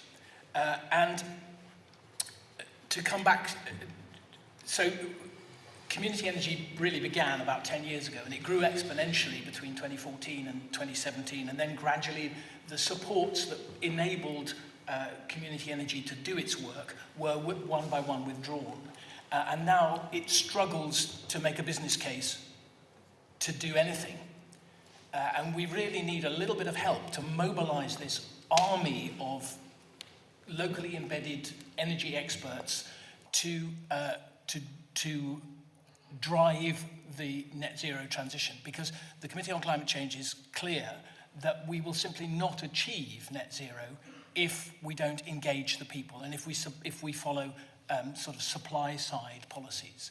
We need people to have a stake in decision-making, as people have said, and a feeling of ownership of the net zero project. And that's what community energy brings. Coming back to the other thing community energy delivers is huge social and community benefits, which which commercial projects don't. A 10-to-1 social return on investment on energy efficiency work, 34 times the community benefit of wind projects in Scotland, so on. The stories go on. This is the decade which is either make or break. If we don't achieve 1.5, it's not just going to be a warmer world, it's going to be curtains in due course. So there's a lot riding on it. And the reason there isn't a conflict between net zero and levelling up is that we simply won't achieve net zero without fairness being built into the transformation that happens, without inclusion, without equality, more equality. Equality really works. It produces more happiness, more social engagement, more effectiveness at work, and so on. And we need everyone. To quote Michael Gove's speech on levelling up, it's about strengthening local leadership. That's great. It's about real change. It's about public services. It's about people getting the resources they need to feel pride, but I would say also agency to get active and involved. The problem is we're not seeing that in the government's net zero policies. They tend to be big check, big business, centralised, supply-side solutions, as if we can deliver net zero. We can't. We can only achieve net zero together. The net zero strategy, which promised to have a plan for community energy, said a lot about the importance of community and local, but there was no plan and no support, which the Environmental Audit Committee specifically requested. What it did say was we must empower local leaders, but what it meant by that was local authority leaders. And local authorities are absolutely fantastic, vital. They control so much of the infrastructure and the activity that we need to decarbonise, and they have ambitious plans, many of them for 2030, which is really consonant with the science. But anybody who's ever tried to work with local authorities know that some of them are brilliant, some of the officers are absolutely brilliant, and others are complete blockers. And if you meet a blocking local authority, that region, all the community and social empowerment that could happen through that collaboration is blocked. And at the moment in the government structures under levelling up, there is no way for the local community and the local social enterprise to get beyond that. All the national growth funds are centrally controlled. They need collaboration with the local authority. And what community energy is saying is we need a little bit of a lift up to get into, and I think a lot of social business would say this, to get into financial viability. And then you've lit the blue touch paper and it will just explode. At the moment, it's thwarted. And we're pleading with the government to enable this army of people who are waiting and wanting to back them on net zero. Just to come back to my mind map, and the other thing we need, of course, is capacity and reskilling, and at the moment there's not adequate resource or policy for that. We saw that in the Green Homes grant. There weren't the local people, and at the moment there aren't plans to get it. But community energy is very involved in local apprenticeships, in making sure that the benefit of the transformation, the system change that happens, is seen locally, where if the local economy is growing and cycling, we get so much more social benefit than if it is delivered from an external agency and the profits go into the centralised system. I think I've said all I need to say now. I'll try and say the rest in question and answer. Thanks for listening. Thanks, Duncan. Thanks to all our panellists. I'm going to abuse the chair's prerogative to ask a couple of questions to kick it off. And I think we're violently agreeing too much, I think, on this panel in terms of the importance themselves. So I just want to try and throw a couple of grenades in. And I thought, Oliver, I might start with you. I think you made a really strong point around markets and their role and the importance of things like full expensing and accounts, and the super deduction, etc. But the level of business carbon emission reduction has been falling ever since the Conservatives took government. You know, we've seen huge corporation tax cuts, reduction. George Osborne said that would lead to kind of the march of the makers, you know, much more focus in terms of businesses investing in the UK. And we haven't actually seen business investment in the UK increase substantially during that time. So I suppose, in your opinion, what's the reason for that? Is that because the tax system isn't right? Is it because UK businesses are talking a good talk about climate and levelling up and all this stuff, but don't actually want to put their money at risk and put profit at risk? Is it some combination of two? Is there something else? What do you think is the real block in here? Can we really rely on markets to deliver this? Yeah, I don't mean to directly contradict the stats you've given, because I think in terms of direct fixed capital investment from overseas, that hasn't changed dramatically. But I don't think you would have expected that just to happen. You can either have foreign direct investment in the form, alternatively, of portfolio investment or buyout of companies, and the amount of foreign direct investment into the UK, into purchasing existing companies and then using their retained profits. I'm talking about investment overall, so I'm talking about gross fixed capital formations. That's just, you know, a generic sense of all business investment. I mean, that has remained pretty flat over the past 10 years. Yeah, so there are other forms of capital investment, for example, in human capital, intangibles and so on, which I think have significantly increased, and you see that in terms of the brand value, in terms of the intangible value on the balance sheets that have been reflected in these foreign takeovers of companies. I think that is a vote of confidence in the trajectory on corporate income tax in the UK, particularly compared to other countries. However, you're right, it hasn't been this sort of transformational impact. What we've seen is that revenue has not fallen for corporation tax. It has not fallen in response to the tax rates falling, which is a vindication of what the Treasury was saying at the time. But you're right, that it needs to go further. Now, all the modelling shows that the capital allowances issue, which is, I'm not going to bore you guys about what full expensing and super deduction is. If you want, Google it. But fundamentally, capital allowances are far more effective at encouraging capital investment, particularly fixed capital investment, rather than investment in buying out other existing companies. So that's where we need to focus, and it's also the thing that's most robust to the international discussions about tax reforms. Obviously, the UK published a consultation a couple of weeks ago on how it would implement the global minimum tax or domestic minimum tax. And it's worth looking at exactly what details come out of that. But that needs to go hand in hand with being as generous as possible, and I believe in full expensing, as do almost all economists, but go hand in hand with the most generous package possible to encourage that investment. Great, okay. And Tommy, I was going to ask you about your issue about verification. I think it comes back to that point around, do people really have that trust? We were talking about tensions earlier, and I think certainly when you talk to a lot of Red Wall MPs and their constituencies there, they don't really, do people really feel that this is a viable project? You know, is it actually going to deliver the improvements in living standards? Are we really going to achieve net zero? Is it just an expensive effort at raising energy bills, raising the cost of products, but it's effectively a bit of a wheeze by bankers and investors and others to get people to pay more money for existing products? I mean, do you think that the UK is doing enough to try to reassure people about the validity of the net zero project and how it can link to levelling up and those opportunities? And do we need more mechanisms to ensure accountability and transparency for companies and for governments to ensure they're delivering on their purported net zero commitments? Yeah, I think, I guess the question, the issue, unfortunately, for the environment and for carbon is that it's global. And so it's quite dislocating for people to say, okay, well, what, you know, why should I take my, 3 bags of different recycling thing out when I look at a picture and there's huge sort of equivalents of butter, butter mountains for trash in X, Y, and Z cases. So it's very alienating. It's also quite empowering because there's also a fundamental demographic shift taking place. So when I worked in Bank of America as a research analyst, in New York where I was working, what became clear was companies were starting to get valued on non-financial fundamentals, things that were not like their balance sheet. And likewise, consumers, and this is, we have a net zero practice, and we've got more than 80 clients, particularly in fashion areas like that. They are so sensitive to how these things are going on, and there is a new reskilling taking place, which needs to be supported by transparency and reporting requirements to say that people are being more discerning. So to your point about, do they think it's real?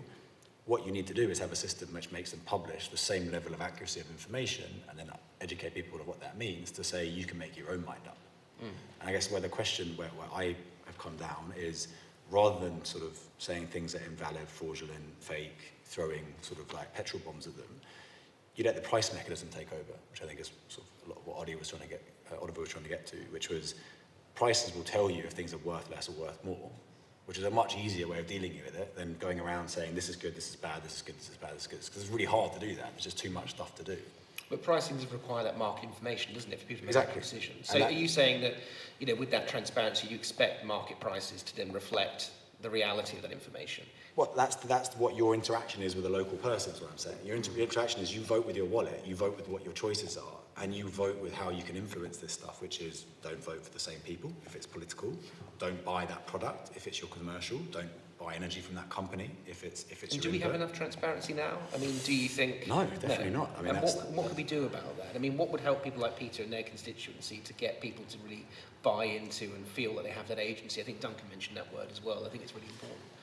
I mean, I had this chat with I can't remember for my sins what the net zero minister is called, but the net zero minister about this, and he was saying, what could you do? You know, if you had 5 minutes, the magic wand theory, you had 5 minutes, wave a magic wand, what can you do?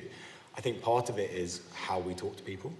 So there's a change in framing of like public good, private bad, north, south, all this sort of stuff. Just like you need to upskill yourself on these questions because they're relevant to the new economic model. Here's all the information that you can provide for it. They're not used to this information point. People are very good at adapting, but they have to be given the opportunity to do that. Likewise, how do you call out people's nonsense? And so that's the only way to make a boardroom care, and this is hence I set up this company, is affect their share price. You want to try to make a company change behaviour, don't legislate for it, sell the stock. These guys will move tomorrow on that sort of stuff. Increase the cost of capital.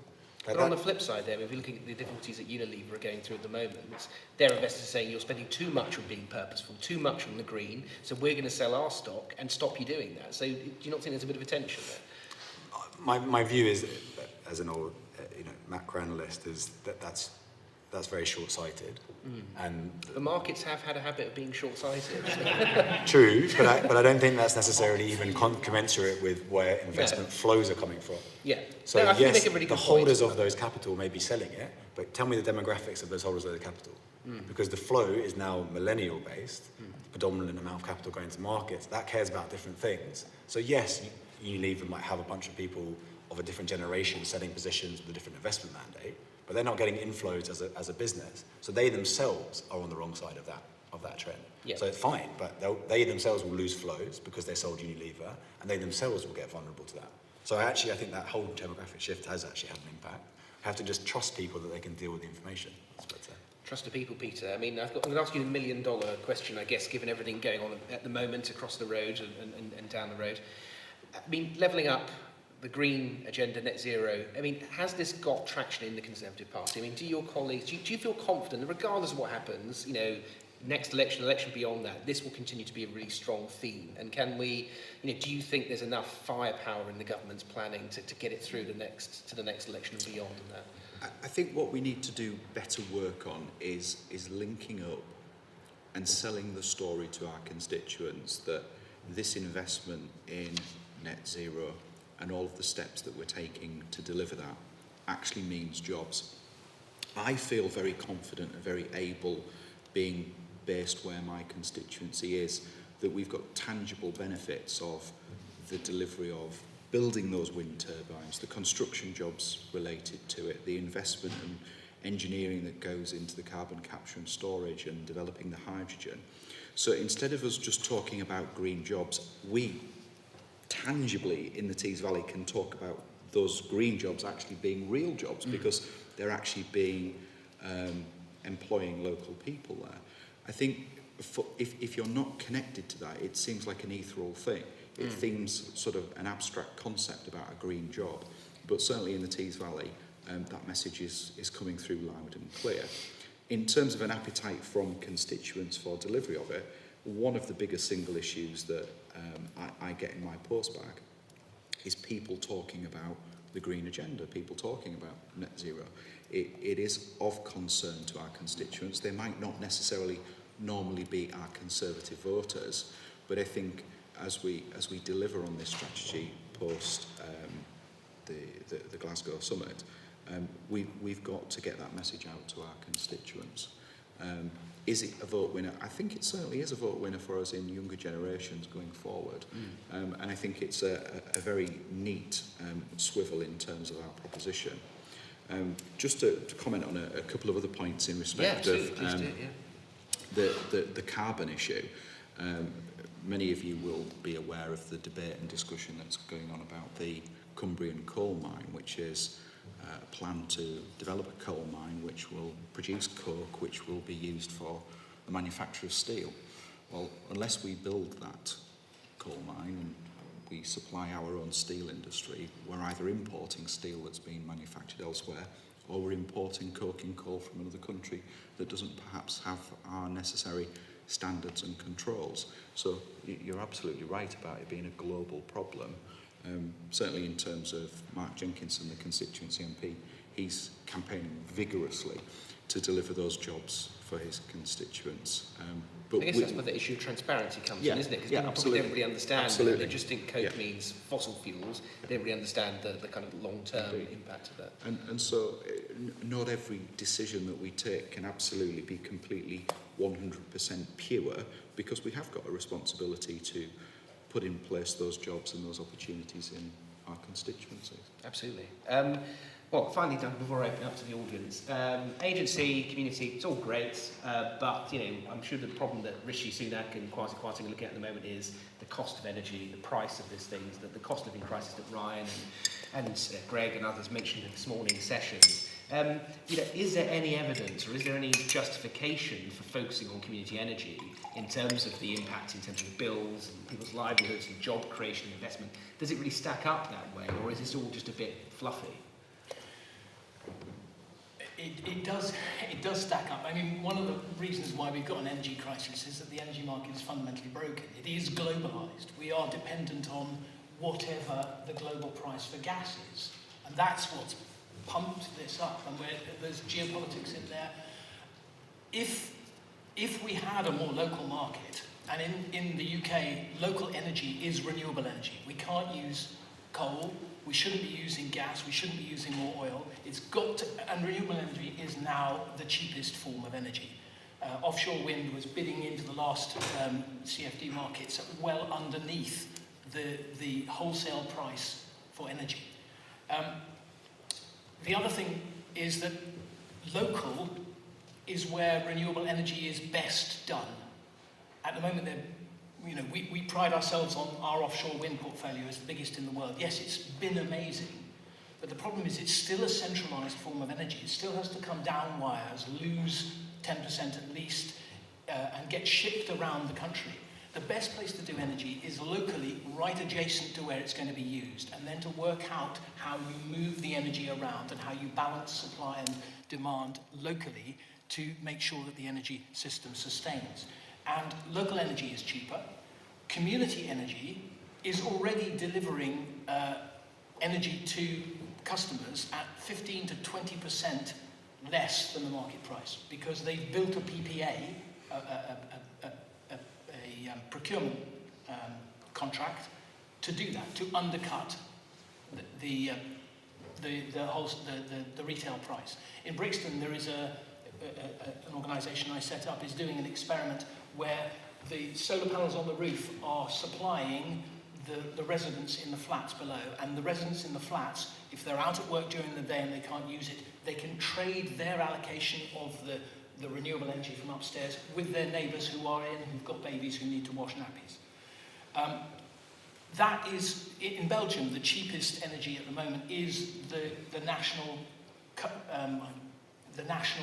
community energy cooperative. So local is where it's at, because that's where most energy decisions are made. Two predecessors to Greg Hans have said the future of energy is local. It's where we make our decisions, it's where we use most of it. So it makes sense to get people involved in thinking about energy as more than just an on-off, but as something that you have a stake in the viability of it by investing in generation, but also in how your use interacts with the local generation that you own. We need to democratise markets, but particularly energy, not just decentralise, decarbonise and digitise. We need people to have a stake in the net zero process, and particularly in energy as the biggest source or one of the biggest sources of carbon emissions. Thanks, Duncan. Oliver, I think you've got some disagreements perhaps. Yeah, I do disagree with it being certainly a one-size-fits-all. I mean, using the example of Brixton, obviously, we're talking about it being Zone 1, London. If you look at my area, you can install some solar panels, and I would strongly encourage changes in planning law locally to achieve that. I had a meeting on it last night. However, it's going to be significantly more expensive to deliver that energy or generate that energy in London or in other city centres than it would be elsewhere, even with the power loss from transmission. And if you use the example actually of the Brixton household, I think you can probably see why that would be the case, because let's say everybody in that household is out at work and not using a huge amount of electricity during the day, you couldn't then trade it. So what do? You scale up and you bring in more consumers with whom you could trade it, which means a citywide, and then a countrywide, and then an internationally wide. As it currently operates. Maybe so, but the fact is the way that you pool your risk and you spread out your usage throughout the day is you bring in people that aren't like you, that have different consumer habits and consume energy at different times and for different reasons. We do long-term need to increase our battery capacity as a country, whether that's stored hydro in electric vehicles, specifically provided on-site for household usage, like Tesla Powerwall and so on. Like, there's lots of different options. We need to move towards that. But right now, so long as that doesn't exist, you need to have the ability to transmit between places where they consume lots at a certain time of day and week and places where they don't. And that means wider markets than just the local.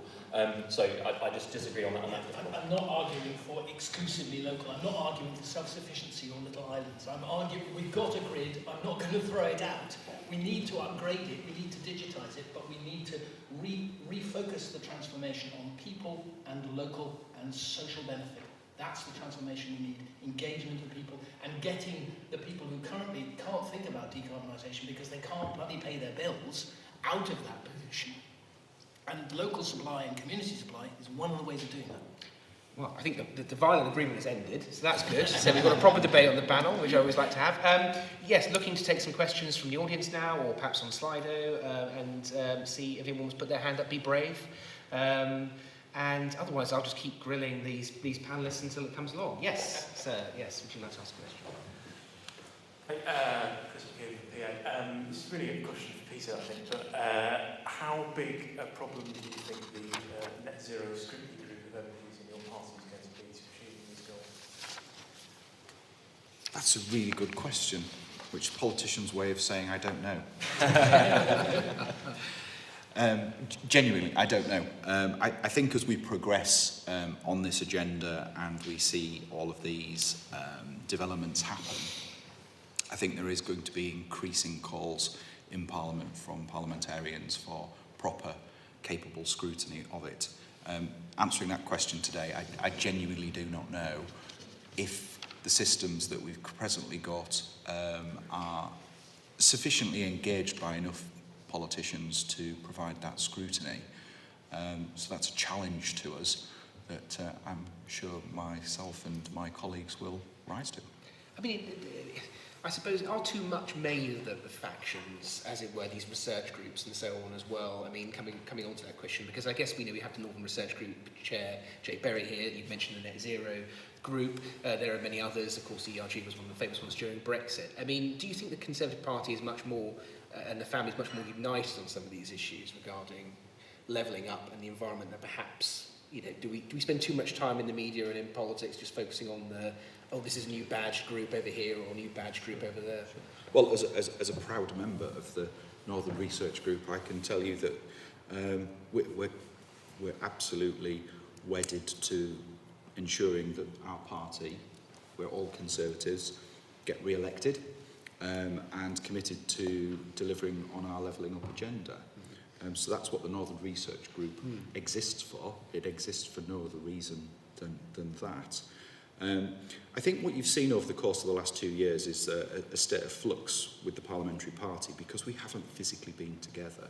And I think those groups and alliances that you perhaps would have done had we physically been in Parliament would have been different. And I think what you've seen is a whole plethora of groups spring up virtually on WhatsApp and through Zoom to fill the vacuum that's been created by our absence from Parliament.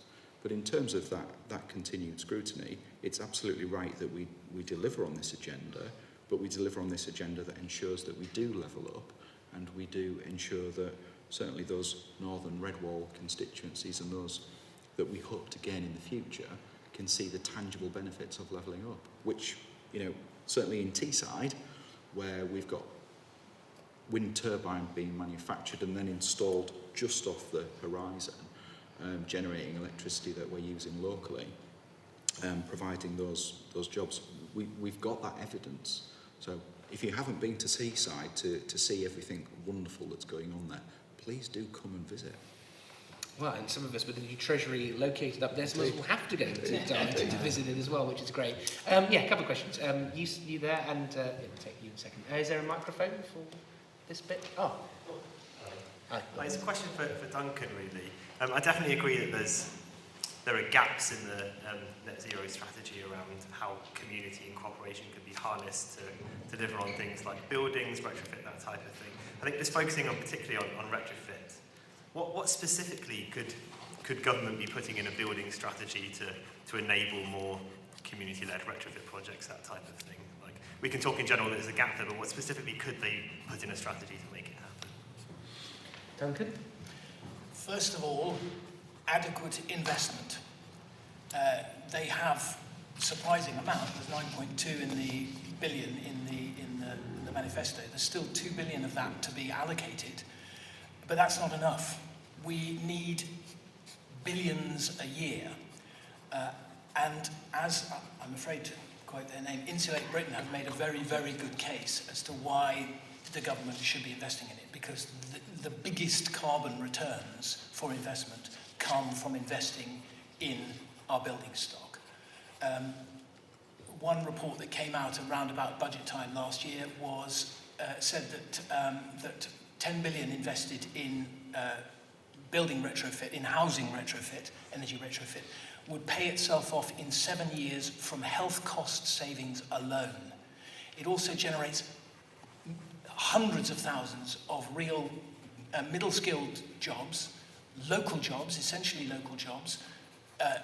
We've got a skill base in the building firms, but they are not going to upskill, take on more people, change what they're focusing on, unless there is a reliable long-term model that they know they're going to be able to get work for. And the problem with nearly all renewable energy, and certainly all retrofit, is that it's boom and bust. There's suddenly a grant, not sure, and it's not there the next month, so they're glad they didn't invest in getting the certification scheme and taking on more people.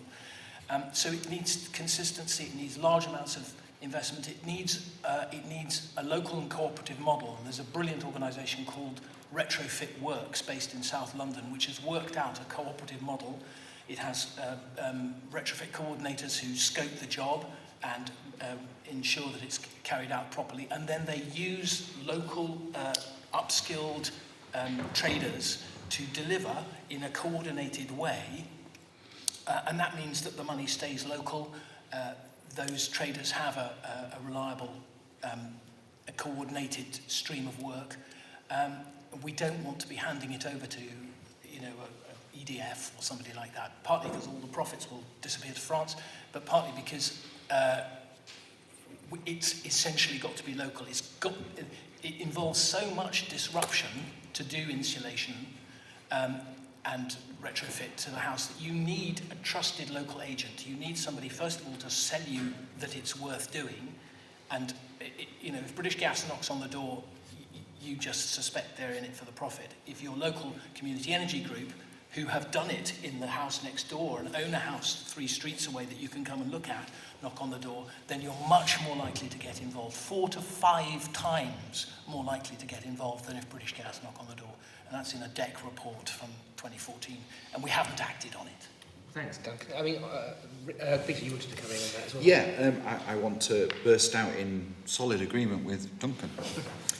So my constituency, we have a large number of terraced homes, predominantly occupied by both social housing tenants and private landlords.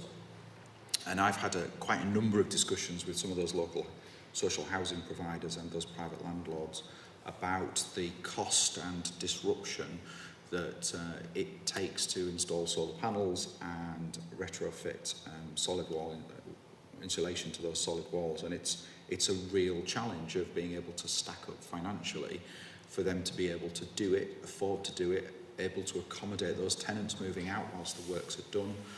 But there are longer term benefits, because we're talking about energy price crises. If we can make sure that those homes are warmer, drier, Duncan's mentioned the health benefits to those occupiers, but also lower energy costs in the future, making those homes warmer, and if they've got solar panels installed. So it is a huge challenge. I'm very sad that the Green Homes Grant went. It wasn't working, sadly, but I am hopeful that something else will come to replace that will deal with that challenge that we face with that much older housing stock, which is very valuable housing stock. It's absolutely essential for millions of people. We haven't got the scope to be able to demolish all those homes and rebuild new carbon neutral homes for them, and indeed we know that demolition is not necessarily a good thing for saving carbon in any way anyway.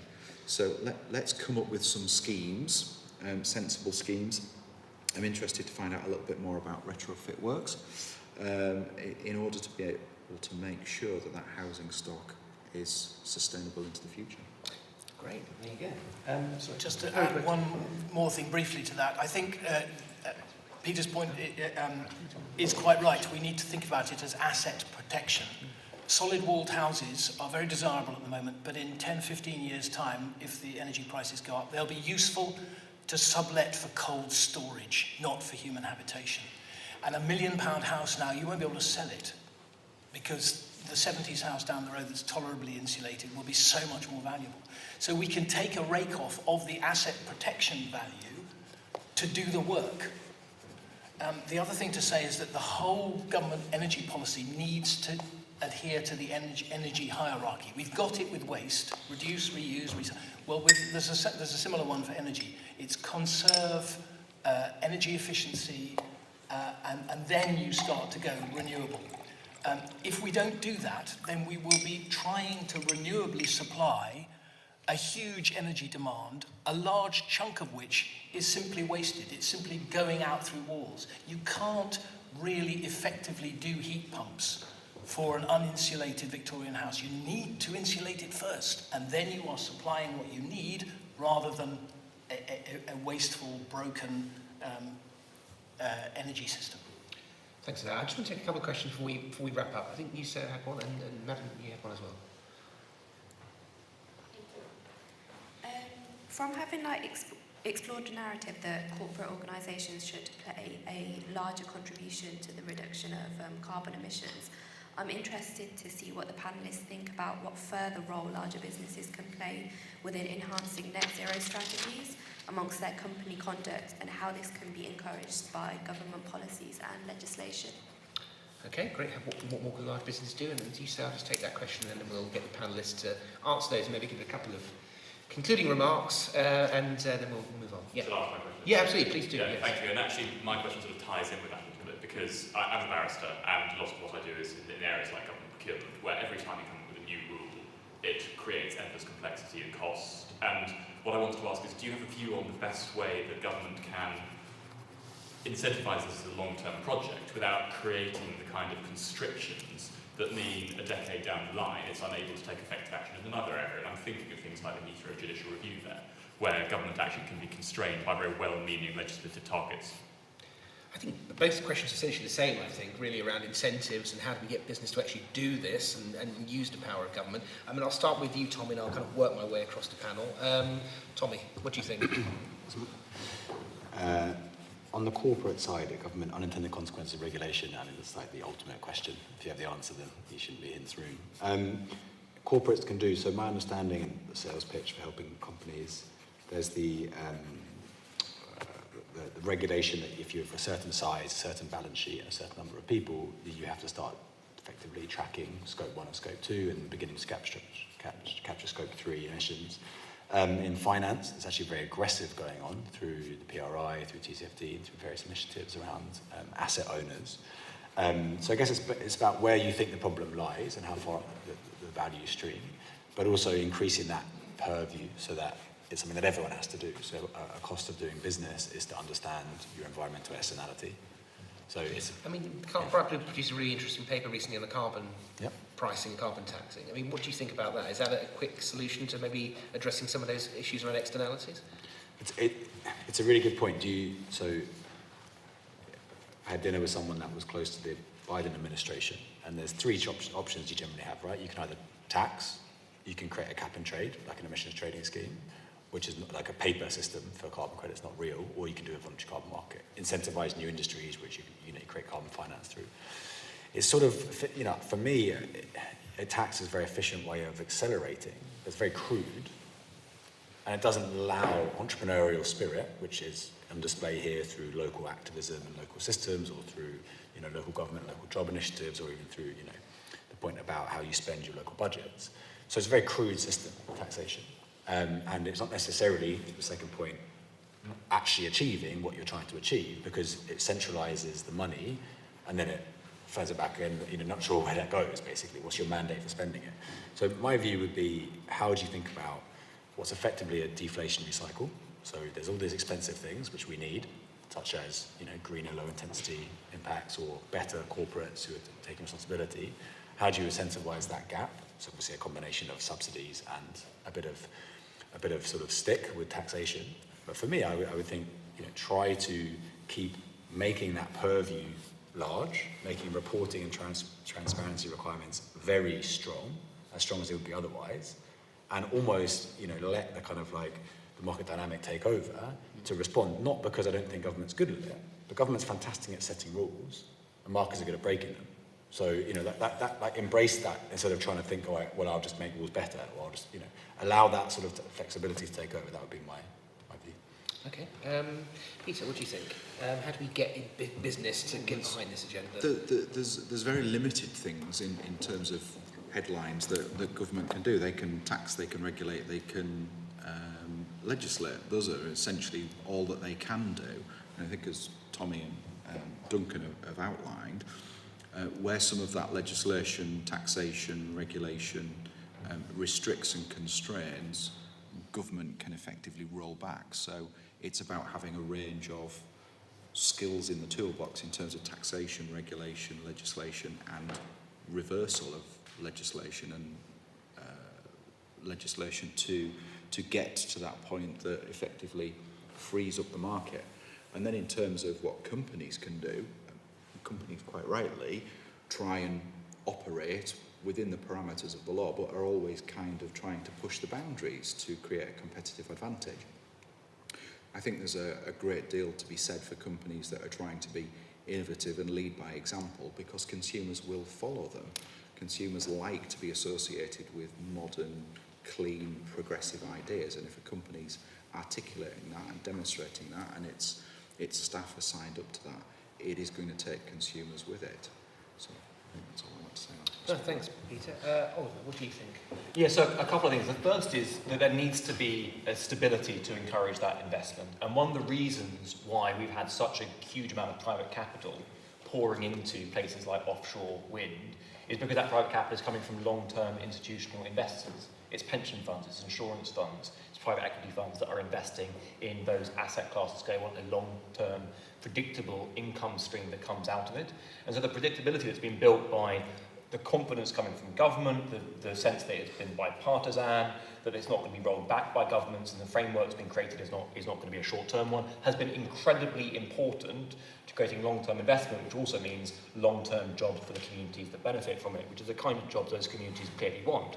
So predictability is really vital to investment. In terms of how we get businesses to work, I completely agree with Tommy's points earlier about the options that are available to government. I would strongly suggest that the crude option of tax not be taken and the trading mechanism be taken. I know there's a huge amount of discussion about whether the COP26 was a success or a failure, but in my mind, it got us further towards the holy grail of combating climate change because it reached agreement that on moving towards a global carbon trading scheme. And the benefits of that over a tax are not just that a tax is accrued, not just that the tax revenue could end up in a pot that you can't spend, as is the case with some carbon offsets in planning in the UK, but also that you can end up rewarding companies for finding ways to get carbon out of the atmosphere, not just preventing it going in.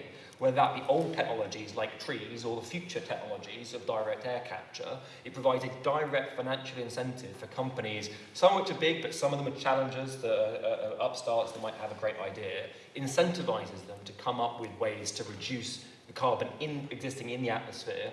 And so I think that any carbon market that does that is infinitely better than a tax scheme, which can't, by definition, reward removing CO2. Okay, Duncan, how do we get companies to do this? Yes, I'm not a corporate man, as you might have gathered.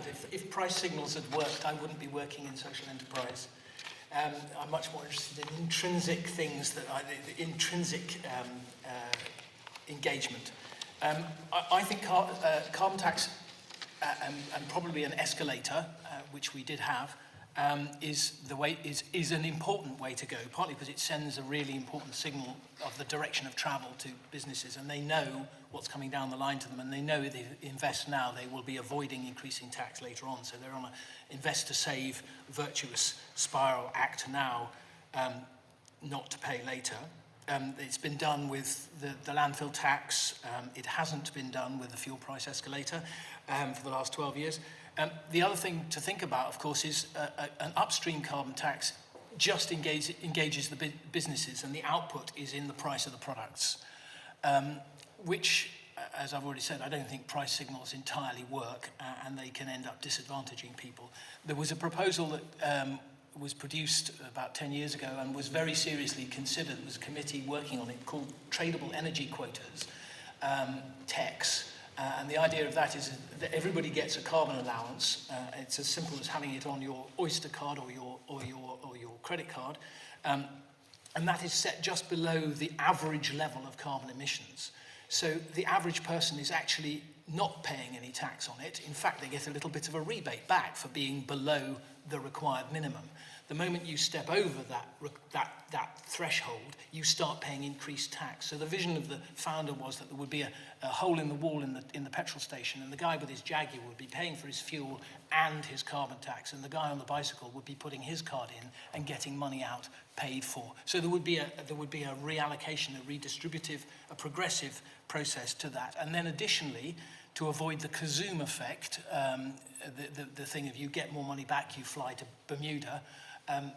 If you could use the money you get back out of your carbon revenue, as it were, for being virtuous, you could spend that on an invest to save virtuous circle. In other words, you could get £120 worth of insulation for £100. Then you would be driving the virtuous. You'd be driving the decrease in carbon emissions through the actual taxation process. Tradable energy quotas. So some interesting ideas there. I mean, I've been a terrible chair with 7 minutes over running, but we covered a lot of ground. We've talked about transparency, investment, the politics of it. We talked about energy and retrofit and a huge number of areas. I think it'd be great if we give a huge round of applause to our panel who've done some sterling work in covering all that.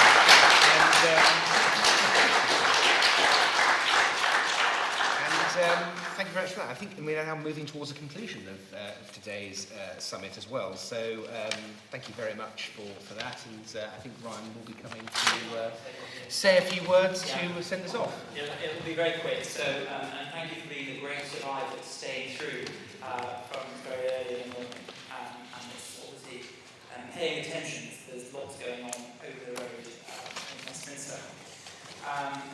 And I think the real takeaway point is that we all, of course, want this to be a roaring 20s and believe passionately in the net zero and opening up agendas, but there's much more, obviously, that public policy can and should do, and the government is running out of time to deliver on those things.